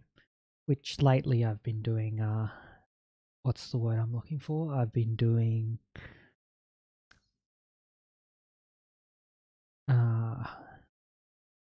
party games. Yeah, I've been doing party games with Catbox and other people. So did a bit of Gartic Phone, did a bit of Jackbox. I'd like to keep doing that sort of stuff. Hopefully some Pummel Party. I might have a Sea of Themes stream coming up. But yeah, so mostly Minecraft and Sims with a little bit of a third game at times, or party games with friends. But yeah, so we started the Hopscotch household, who I'm still currently playing. Sorry, we've got Gregory and Eleanor. Come on, let's get there. Yep. Yeah, so we've got Gregory and Eleanor, who were very deliberately very plain. So, what was I saying? Yeah, so I went with a adult couple, no child, in a starter home. No challenges, no difficult stuff, just relearning the game. Very deliberately, just very plain to play and to help me get back into the game. So we've got Hopscotch household there. And then, relatively early on, I discovered Chloe. So I don't know exactly when I started following Chloe.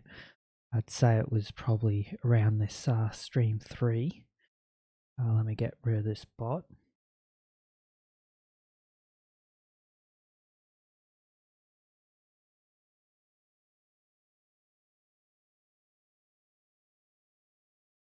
Yep. Yeah, but so that was my first ever shell challenge. And it's just past 300 views. Wow. So this, yeah, the shell challenge for Chloe's Coffee Cup Christmas Cafe was my first shell challenge. And it's hit 300 views. Nice. And so I found that, yeah, the thing with doing Sims content, or specifically Sims building on YouTube, is that people will come back and watch these. Like, no one cares about Comfy Craft number 24 or Hopscotch Household number 3. But they see this and go, ooh, Christmas Cafe, I might watch that. So Sims works for me both from a fun perspective, from a playing the game perspective, from an enjoying the stream perspective, and from a growing the stream perspective. So Sims has been an absolute blessing to me. I've really enjoyed it, and everything about it has been great. So yeah, now we go through various shell challenges. And I started doing speed builds. The speed builds don't tend to get a ton of views. Now, this is just me theorizing. But the way things work, when I finish stream, you can access these videos, but you can't edit them, can't add end cards or anything, because they consider themselves to be processing. I think this might be a little bit of a sort of, what's the word, algorithm hack, where I think that, say you get 50 views over a live stream, I think YouTube then applies those 50 views as soon as the live stream ends, which means, as far as the algorithm is concerned, and like I said, this is just me theorizing, I don't know if this is actually true, but I think it kind of views it as, oh, you've got 50 views in a minute, this is a good video, we'll push it out to other people's suggested videos and that. I think that might be the case. I'm not sure of that though. But anyway, yeah, so since then, mostly Sims and Minecraft, with a little bit of Monster Hunter. Yeah, unfortunately, ComfyCraft died. The server owner stopped paying for it, which is entirely their right. I wish they had given us a bit of warning though. And now I've moved over to Bonepile, which is a server specifically for skeleton VTubers. So I've been on Bonepile. I created the little hut that you can see there. I think I finished it around this stream. Yeah. So I created a little spawn hut on the server. And then recently I've been working on my ice castle. So 10 episodes in now.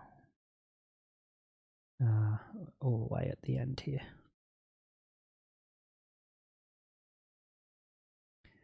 Yeah, so if you haven't seen it already, I've been working on my ice castle on the Bonepile server. Now if we hop back a little, I did the... Wait, where is the New Year, New Crest actual stream? Hold up. Is it not archived because it's too long? How have I not noticed this? So there's the speed build from the 21 hours. Am I just not seeing it? So if I go there, that's December 29th. Wow, I haven't noticed that before. So for New Year, I wanted to challenge myself. I wanted to try a 24-hour stream. I started 7 AM my time, planning to go till 7 AM the next day, filling out Newcrest with houses and families and all that. Unfortunately, I only made it 21 and a half hours. I just, at the end there, I was starting sentences and could not finish them. It was just too much. I couldn't think. But yeah, let me check out this content live. Okay. December 31st. The stream exists. It's supposedly public. It doesn't show up here. That's a worry. That's disappointing that the stream supposedly exists, but it isn't visible. I'm guessing it's probably the length that creates issues. Yeah, that's really disappointing. Okay, but anyway. So yeah, been doing a lot of Sims, a lot of Minecraft, a little bit of Monster Hunter and party games. Now, because I enjoyed Monster Hunter Stories too, I decided to try out Monster Hunter Rise. And it was a new game, just released, so I thought, oh yeah, let's see if people are keen to watch me do this. The thing is, I found that this is one of those games that, because I'm brand new, encourages backseating, which, as I mentioned with Geoguessr, I don't enjoy backseating. I want to trial and error things. I want to work it out for myself. And I think that's sort of, I think I've realized that, yeah, I'm not going to go chasing trends or anything in terms of new game releases. I may even, generally speaking, if I do pick up a new game, play a couple hours off stream to figure it out for myself and then start streaming. I'm going to come back to Monster Hunter Rise off stream. I'm going to finish it off stream. And also just, do I enjoy the game in general? Because I don't like playing a game, having people come in and then I slag off their favourite game, because it just isn't my thing. Yeah. So, as you can see, view counts are up once I start playing The Sims. Even like Minecraft views are up. You go through 85, 27, 143 for Escape Simulator, 12. And I do find Sims does better on YouTube, while Minecraft does better on Twitch. Hold up. I'm going to revisit this shortly. 2.2k views for Seaweed Shay's Shell Challenge. It is an amazing shell, and I'm going into how it got that 2.2k views, what that means sort of for me, and sort of what I think is behind that, why I think that one got picked up by the algorithm. 375 for part 2. Okay, views are still up, 200 for that. Okay. And then, yeah. Now, the last thing I'm going to say is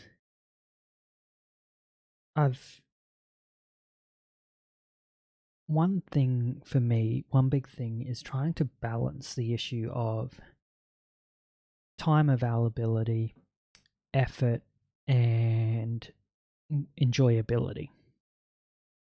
It doesn't take long to create a thumbnail, but let's say it takes 10 minutes. That's 10 minutes that I'm going to be doing immediately after stream, right before I go to bed, when I want to be sort of relaxing from stream, all that stuff. Previously, for my live streams, the shell challenges have been using a screenshot. The VODs use a screenshot before the build. The speed builds use a screenshot after the build. My Let's Plays have been using a single thumbnail. So Hopscotch Household Live, Bone Pile SMP Live, and you had the Comfy Craft one back here. I've been trying something new because I really do think, based on my speed build content, that the thumbnails are really helpful. Like, I can tell the ones that are visually sort of attractive, like the shell challenge, even like the starter apartment, this one, low caffeinated shell, cake shell. I do think they do make a difference. So I'm going to try screenshots with nothing edited in it. Like I said, taking the 10 minutes to add the text, make sure it's readable, to save that, to upload it, compared to 2 minutes of just going into screenshot folder uploading, does actually make a difference to me at night, right before I go to bed. So that's been my story of the last 12 months. Now let's look at what it all means. I am going to need to hide that for a second while I log into Twitch. Because I remembered to log into YouTube, I forgot to log into Twitch. Oh, okay, I am logged into Twitch on the Edge. So just a small recommendation for people who are streamers or interested in streaming. There we go. Cool.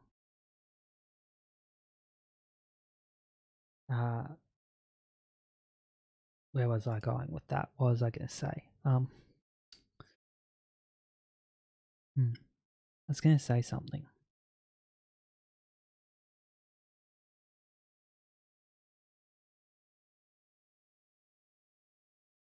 What recommendation was I going to give?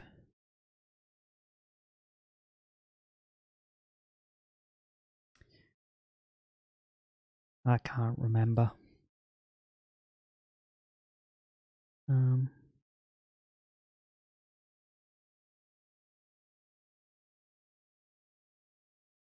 okay, yeah, I can't remember the recommendation I was going to give. Anyway.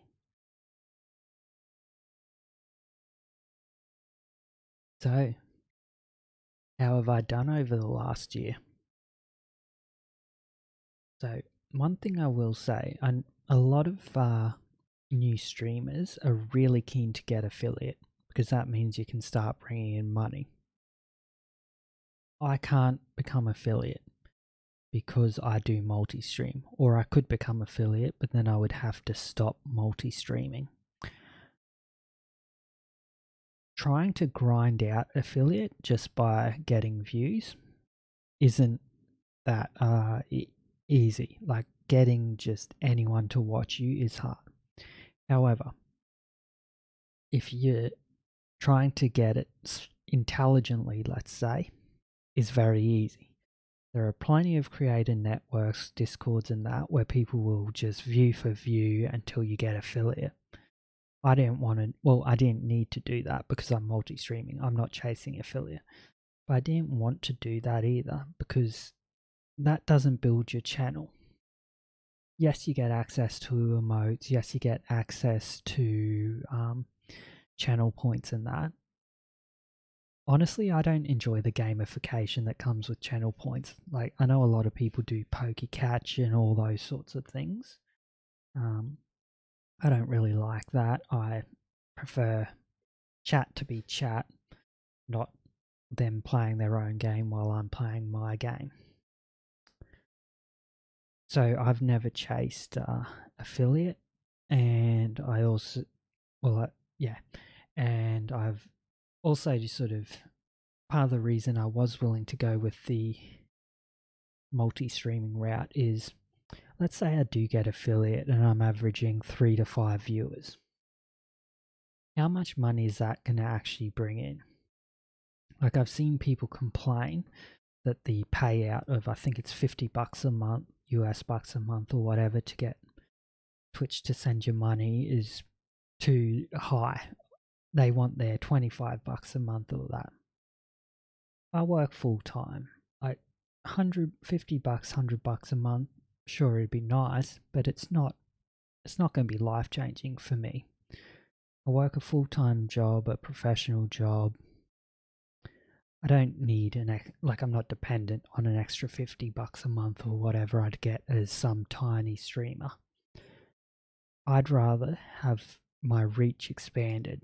Like, I'd never be getting these Sims views that I get on YouTube if I if I was just streaming to Twitch. So that's a bit of my thought process behind here. Now you can see over the last year, my average viewers has actually been 1.1. That's, to be honest, higher than I thought it was. So I start out very low, 0.8 viewers on my debut stream, 0.3, and then I basically just sit at 0 viewers with the occasional 0.3, hit 1.1 once, 0.4, like less than a view for most of the period. I'm imagining that one must have been a raid. It'd be nice if you could just click there and see exactly what stream that was. But May 27th, is that the Blood Bowl? That might be Blood Bowl.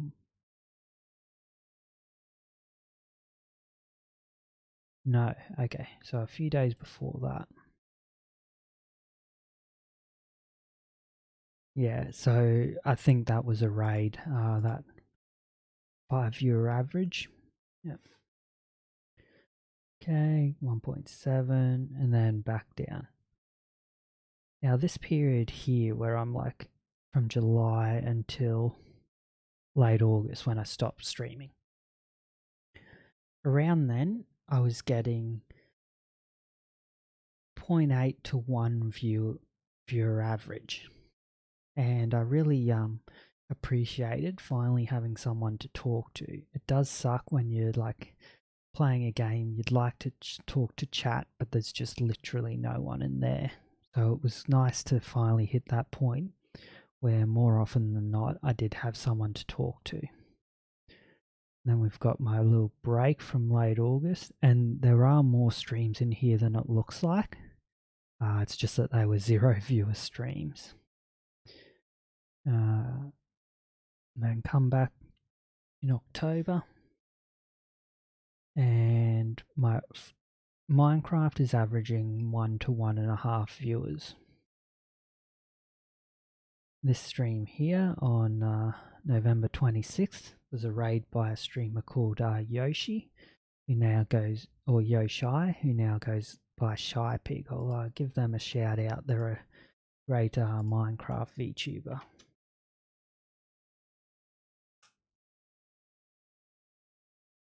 That was the right thing, I wasn't. Is the bot failing, or did I type that wrong? Twitch.tv/shypig, that's correct. Oh, exclamation. SO Shypig. There we go. Yeah, so Shypig's a Minecraft VTuber. Go check them out. And they rated me with like 67 viewers or something. So I really appreciated that. Now you can see I've never averaged the 3 that I would need to get affiliate, but I have, oh, that's the New Year stream, that 5.5 average. But I've gone up at like 2.5 for this period here, something like that.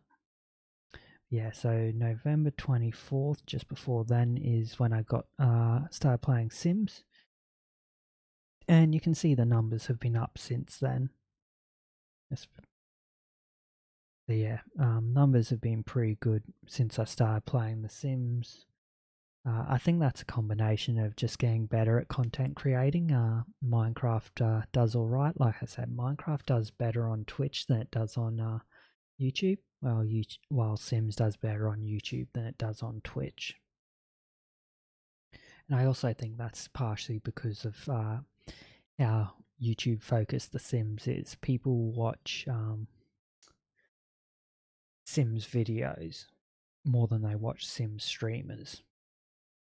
So yeah, that's what it's been like for Twitch.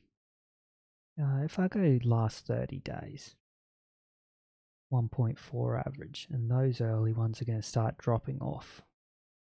1.8, 1.9. I'd be interested if I do hit the 3 shortly, because if we look from here, like let's go, well, we can't do last 14, but let's say from there onwards, so 15th onwards.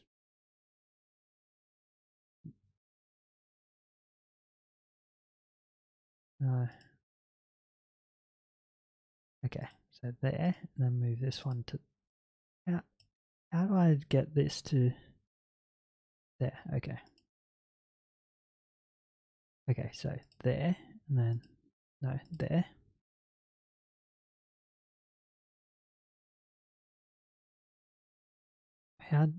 Anyway, last 7 days has been 2.0 average.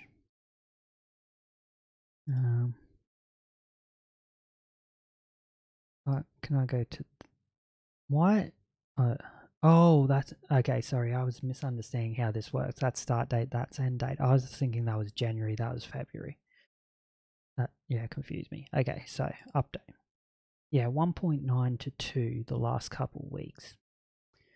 And I've got 3.3 there, and keeping an eye on my Twitch views, I should have about 5 average today, 4.5 to 5. But maybe that this month I hit the 3 average viewers, that if I were to get one affiliate, I could go for it. Like I said, I haven't been chasing it because I don't need it, but it's nice to just know you've hit that point. Like it's a benchmark you can compare yourself to others to. Okay, so that's how Twitch has been going. Let's check out YouTube. Let's view YouTube lifetime. There's definitely a trend you can see here, isn't there? So starting February last year. Maybe we go watch hours. The thing is, I don't think views are that much use. And just to sort of let you guys know what I'm working towards, in order to reach YouTube Partner, which you can do if you're multi-stream, Twitch won't let you multi-stream, YouTube will. You need 1,000 subscribers and 4,000 hours watch time. I am a quarter of the way to the watch time. I'm less than 10% of the way to subscribers. The other big thing is you need 100 subscribers. Well, there's two other big milestones. There's 100 subscribers to get a custom URL. So you can see my channel is UCOCERLP120-MVMTULIW70EQ. Do you want to tell someone your URL is youtube.com/UC, etc.? No. You want to tell them your YouTube URL is youtube.com/DeadRon. So in order to get that custom URL, I need another 7 subscribers. I think I should hit that fairly soon. Like let's actually have a look at this. Last 90 days. Where's the one that? What's the rise? But anyway, basically, I had a period like through here where I was gaining a lot of subscribers very quickly. And then that kind of died off. I was expecting to hit 100 quite soon before today, but then I had a period where I just didn't get any. But it's now kicking back up. I hope to hit that 100 so I can have the DeadRon URL. I've got a lot of plans for once that happens. I really want to...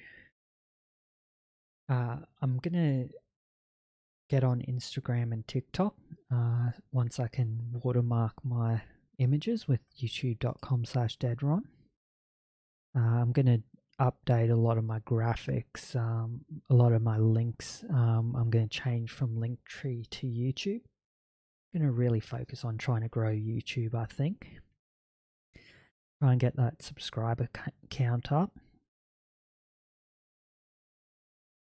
Yeah, so... so that's the 100 subscriber mark when I get the custom URL. I can just be youtube.com/DeadRon. Make life a lot easier. The next one after that is 500 subscribers when I get access to the community tab. So if we go here, let's find a bigger streamer. We might go Lil Simsy. Save me going through here. Simsy. So you've got this community tab here. Because the thing is, I have a Twitter, I have a Discord, but a lot of people don't head over to there. So my only way of announcing stuff is by having it in a YouTube video at the moment. That's very sort of limiting. At 500 subscribers, I get this community tab where I can make announcements within YouTube itself. I think the short-term goal is to hit the 100 subscribers for my custom URL, and I honestly think that's going to happen within the next 2 weeks. Then the one after that is to hit 500 subscribers for the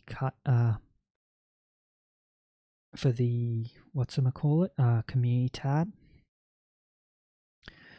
I think that's achievable within the next year. I definitely think I can do that. Then the one after that is the 4K watch hours, 1,000 subscribers for YouTube partner. That's a stretch goal. I think I can do it. I don't know I can do it. It is very dependent on the algorithm, what YouTube picks up, what it wants people to view. And let's go through what it has been picking up. Like I've mentioned before, on Twitch, you have people sort of browsing through the game pages. Especially with Minecraft, I have a lot of people just pop in who I've never seen before, say, "Hi, I found your channel, I'm enjoying it," and they drop me a follow. YouTube does not have that same community. You can see here, 0 views, 0.1 hours, 0.6, 0.00, 0.2. This little blip you can see here, 4 hours, 3.9, 3.4, etc. That is the Blood Bowl beta. So that's the first time that YouTube started to actually get views. So I've got about, I don't know, 15, 20 hours there. And then it dropped back off after the Blood Bowl beta. Got one time where someone watched me for 1.4 hours. I'm pretty sure that is just one person popping in. Then back down to 0. So here we hit September, where I took that month off mostly from streaming. And then we get to October. So now October, November, I was really reconsidering multi-streaming. I was like, I like the fact that it automatically saves my VODs. That's the big benefit at the moment. But I'm not getting any views. Is it worth the hassle? Do I really want to spend the extra minute setting up YouTube before each stream just to have the VOD save that no one's going to watch? In the end, I did sort of continue it. And then, so November, where are we? Yeah. Late November, I started streaming Sims. And even then, it actually took a bit to pick up. So I started streaming Sims. There, okay, so it was Clo Caffeinated Shell Challenge. With Clo Caffeinated Shell Challenge, I got 5.8 hours of views. I hadn't had anything like that in months. That was my highest single day.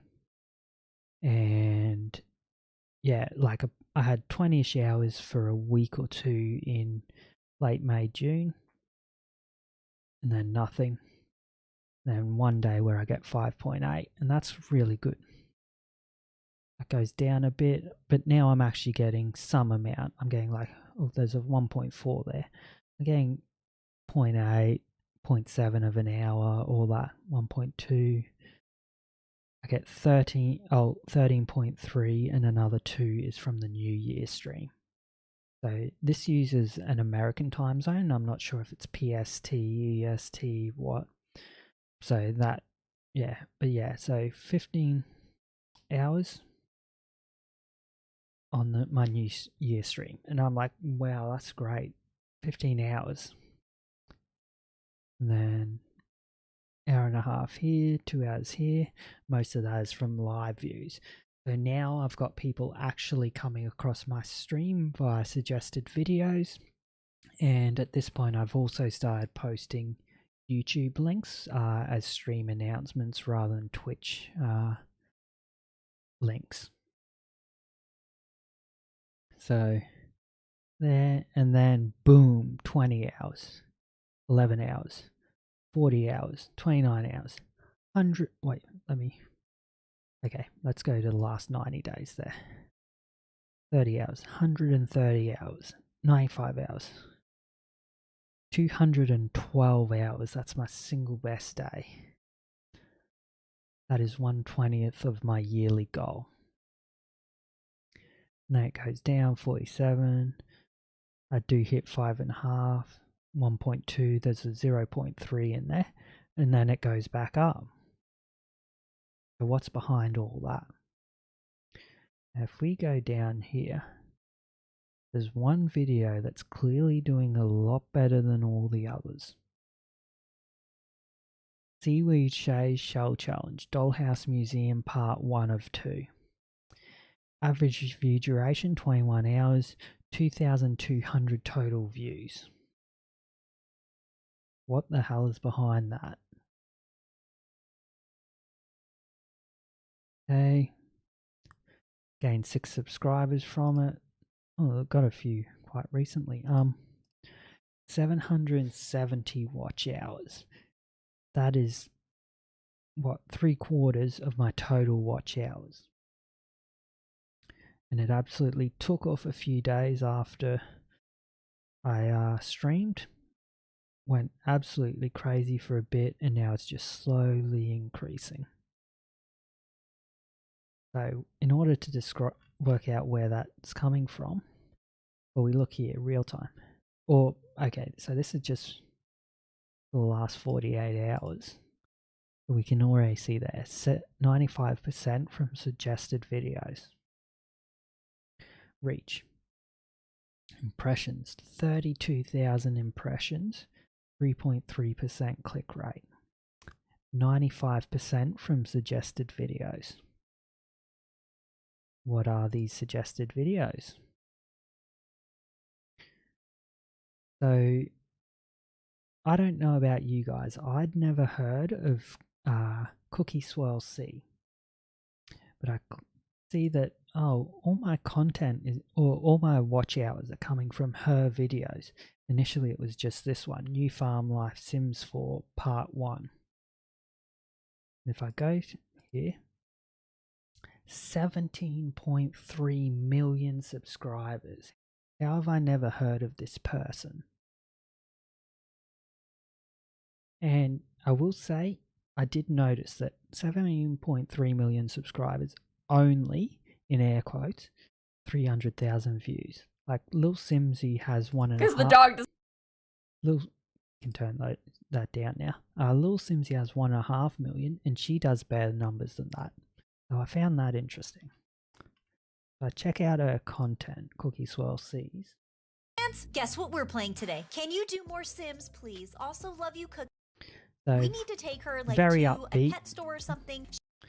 Very upbeat, very cute. Does let's plays rather than building. Her own garden. Look at her. She's just having the time of her life. I can't believe how happy she is here. Okay, poor. So I did find all that interesting. So she's a different sort of person to me. She's very upbeat, very loud, and whereas I'm quite calm, quite chill streamer, and she does let's plays rather than builds. So let's go have a look at her channel. Okay, nothing that seems too out of place. Sims, Pokemon, Five Nights at Freddy's, bit of Roblox, which is unusual for streamers that I see. Let's then go most popular videos, and yeah, 300, 180 gets the occasional massive numbers. Does Encanto and gets 4.4 million apparently. But we go most popular. Holy! 184 million. 136 million. 86 million. 74 million. And these videos look very different to the videos that I was making, or she's making recently. These are all 4 to 5 years ago. She was a toy reviewer slash I don't know. I don't know what you call it, but basically she creates stories for young kids with these toys. Very, very different to the content I do. But if you remember, 4 to 5 years ago, there was a lot of controversy. Yeah, 4 to 5 years ago, there was a lot of controversy about these sorts of videos, ones that are especially targeted towards young kids.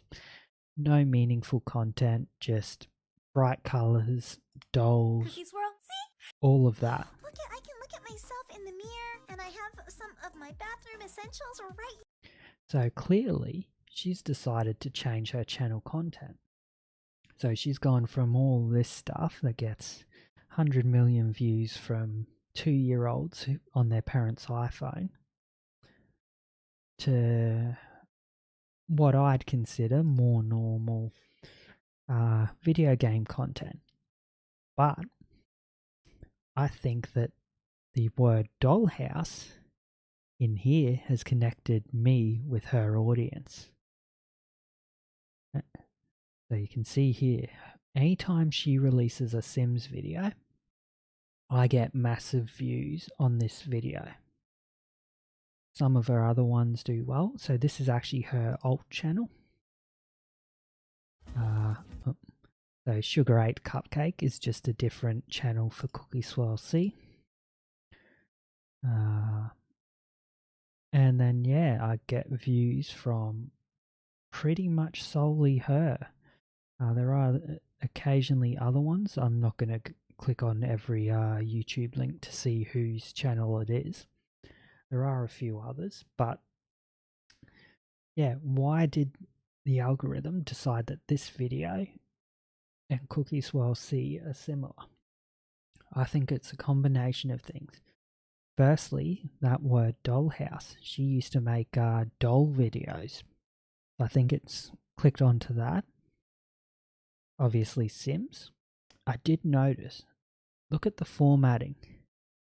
Shell Challenge Dollhouse Museum Part 1 of 2. And look at her title formatting. Part 1, Part 2, Part 3. So I actually think that has a little bit to do with it. It noticed the similarities in title. So yeah, those are the main things about why this one specifically seemed to get picked up by the algorithm. Okay, maybe. Oh, I can click that. So that's all very interesting. Like, I find that sort of stuff very interesting. My view duration is also really high as well. So, or actually, we should go back in there. Let's have a look at this. So you'll notice that while yes, I do drop off viewers fairly quickly, and I think that's to be expected with the videos I do. People click on a link not paying attention to the length or whatever and go, oh, this is a 2.5 hour live stream. I'm not interested in that. So that drops off fairly quickly. But after that, I hold them quite well. Compare that video to like, where's the little Simsy one? This one.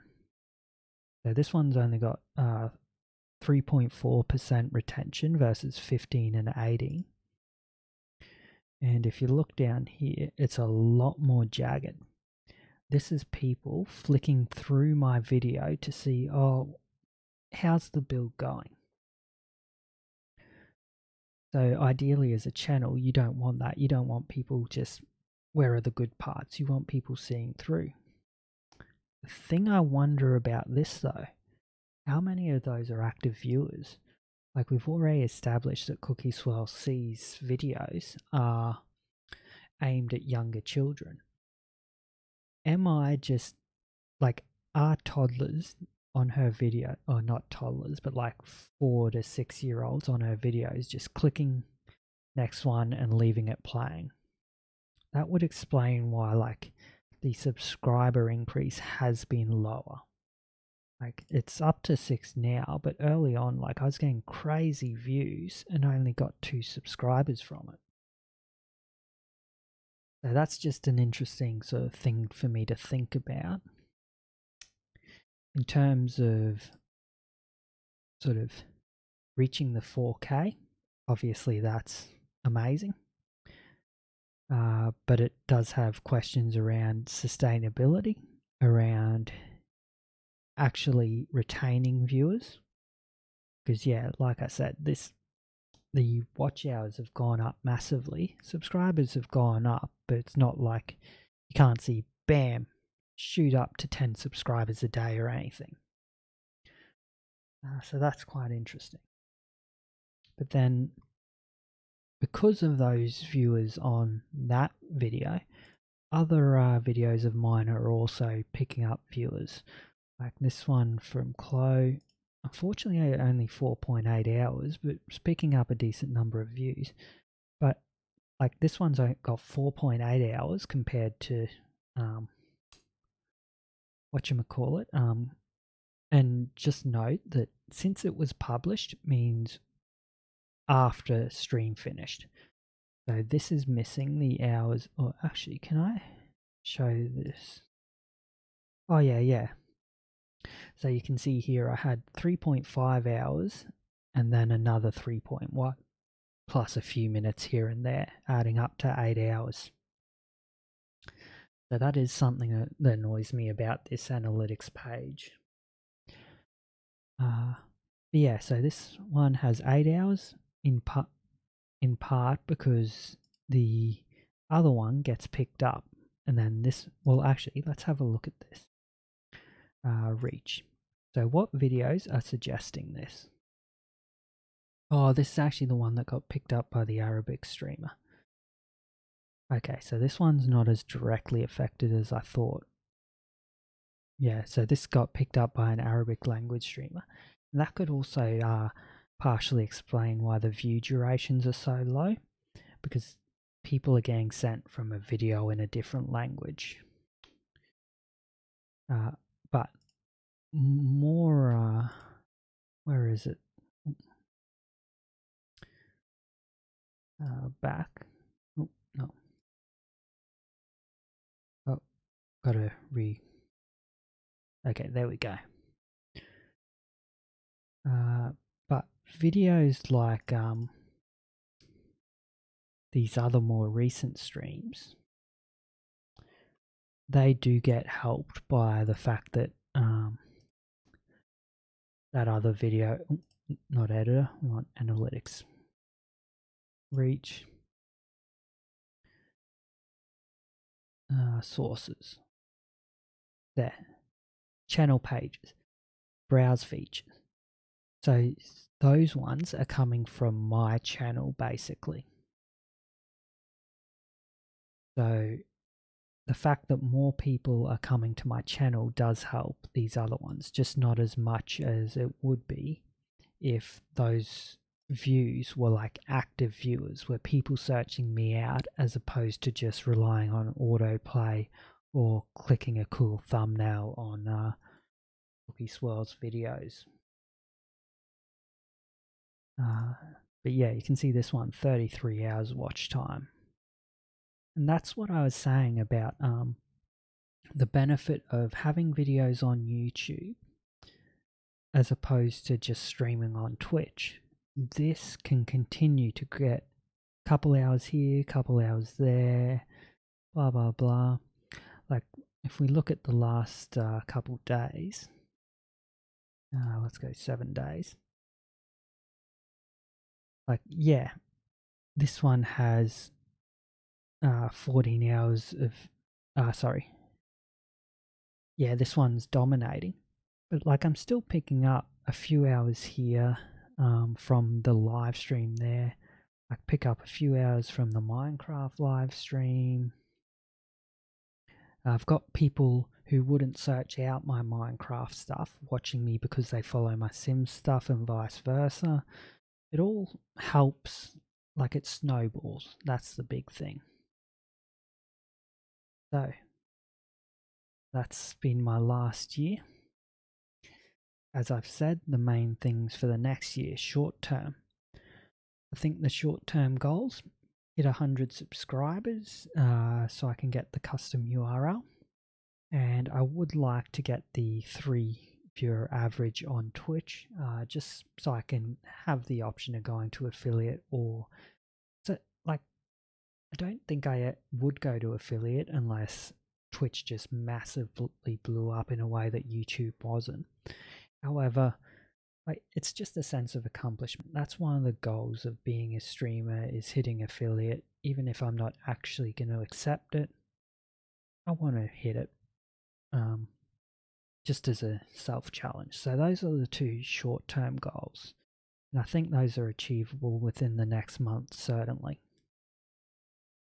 Now, a goal that I think is achievable, but needs some work, is hitting the 500 subscribers for access to a community page. Oh, and the other thing is, I think that things will accelerate once I start plastering my YouTube link around. Once I've got that custom URL, like I said, I'm planning on getting on TikTok and Instagram. I think that the sort of build videos I do are good for that. I think that like build images on Instagram and probably not speed builds, but probably like just a swing around a build and that on TikTok should be quite good. So yeah, short term 100 subscribers, long term or medium term 500. I think hitting the 1,000 subscribers, 4,000, like I think I'm going to hit the 4,000 views, 4,000 watch hours. Like I'm just continuing to rack up some small amount of watch hours every day. Like I've got that massive peak, then it goes down, but then it goes up. Every time Cookie Swirl C releases a video, I get at least sort of 10 watch hours, and then I get, or at least 15 I'd say, and then I get like 5 to 6 watch hours every time I stream now. So add that all up, and I definitely think I can hit the 4,000 watch hours this year. The question is, can I hit 1,000 subs? And I'm still growing. Who knows if that's possible? So that's been my last 12 months of streaming. That's been the growth of my channel, from Geoguessr to Hood to GTA RP to Minecraft to Sims. I think I've settled down. I think I've found, yes, this is what I want to be doing. I'm not chopping and changing anymore. I'm not hating parts of it like I did with GTA RP.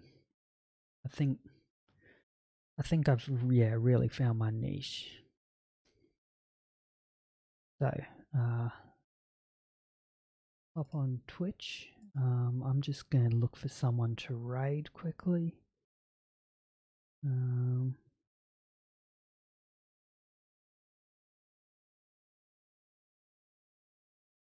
Okay, I might send you over to Zimmy. So Zimmy's a great streamer. She's over in the US. She's not a VTuber. She's a flesh tuber, or whatever you want to call it. I want to thank you guys all for coming. I really appreciate it. Thanks for coming, Douglas, and I'll make sure to follow you as well on all your channels.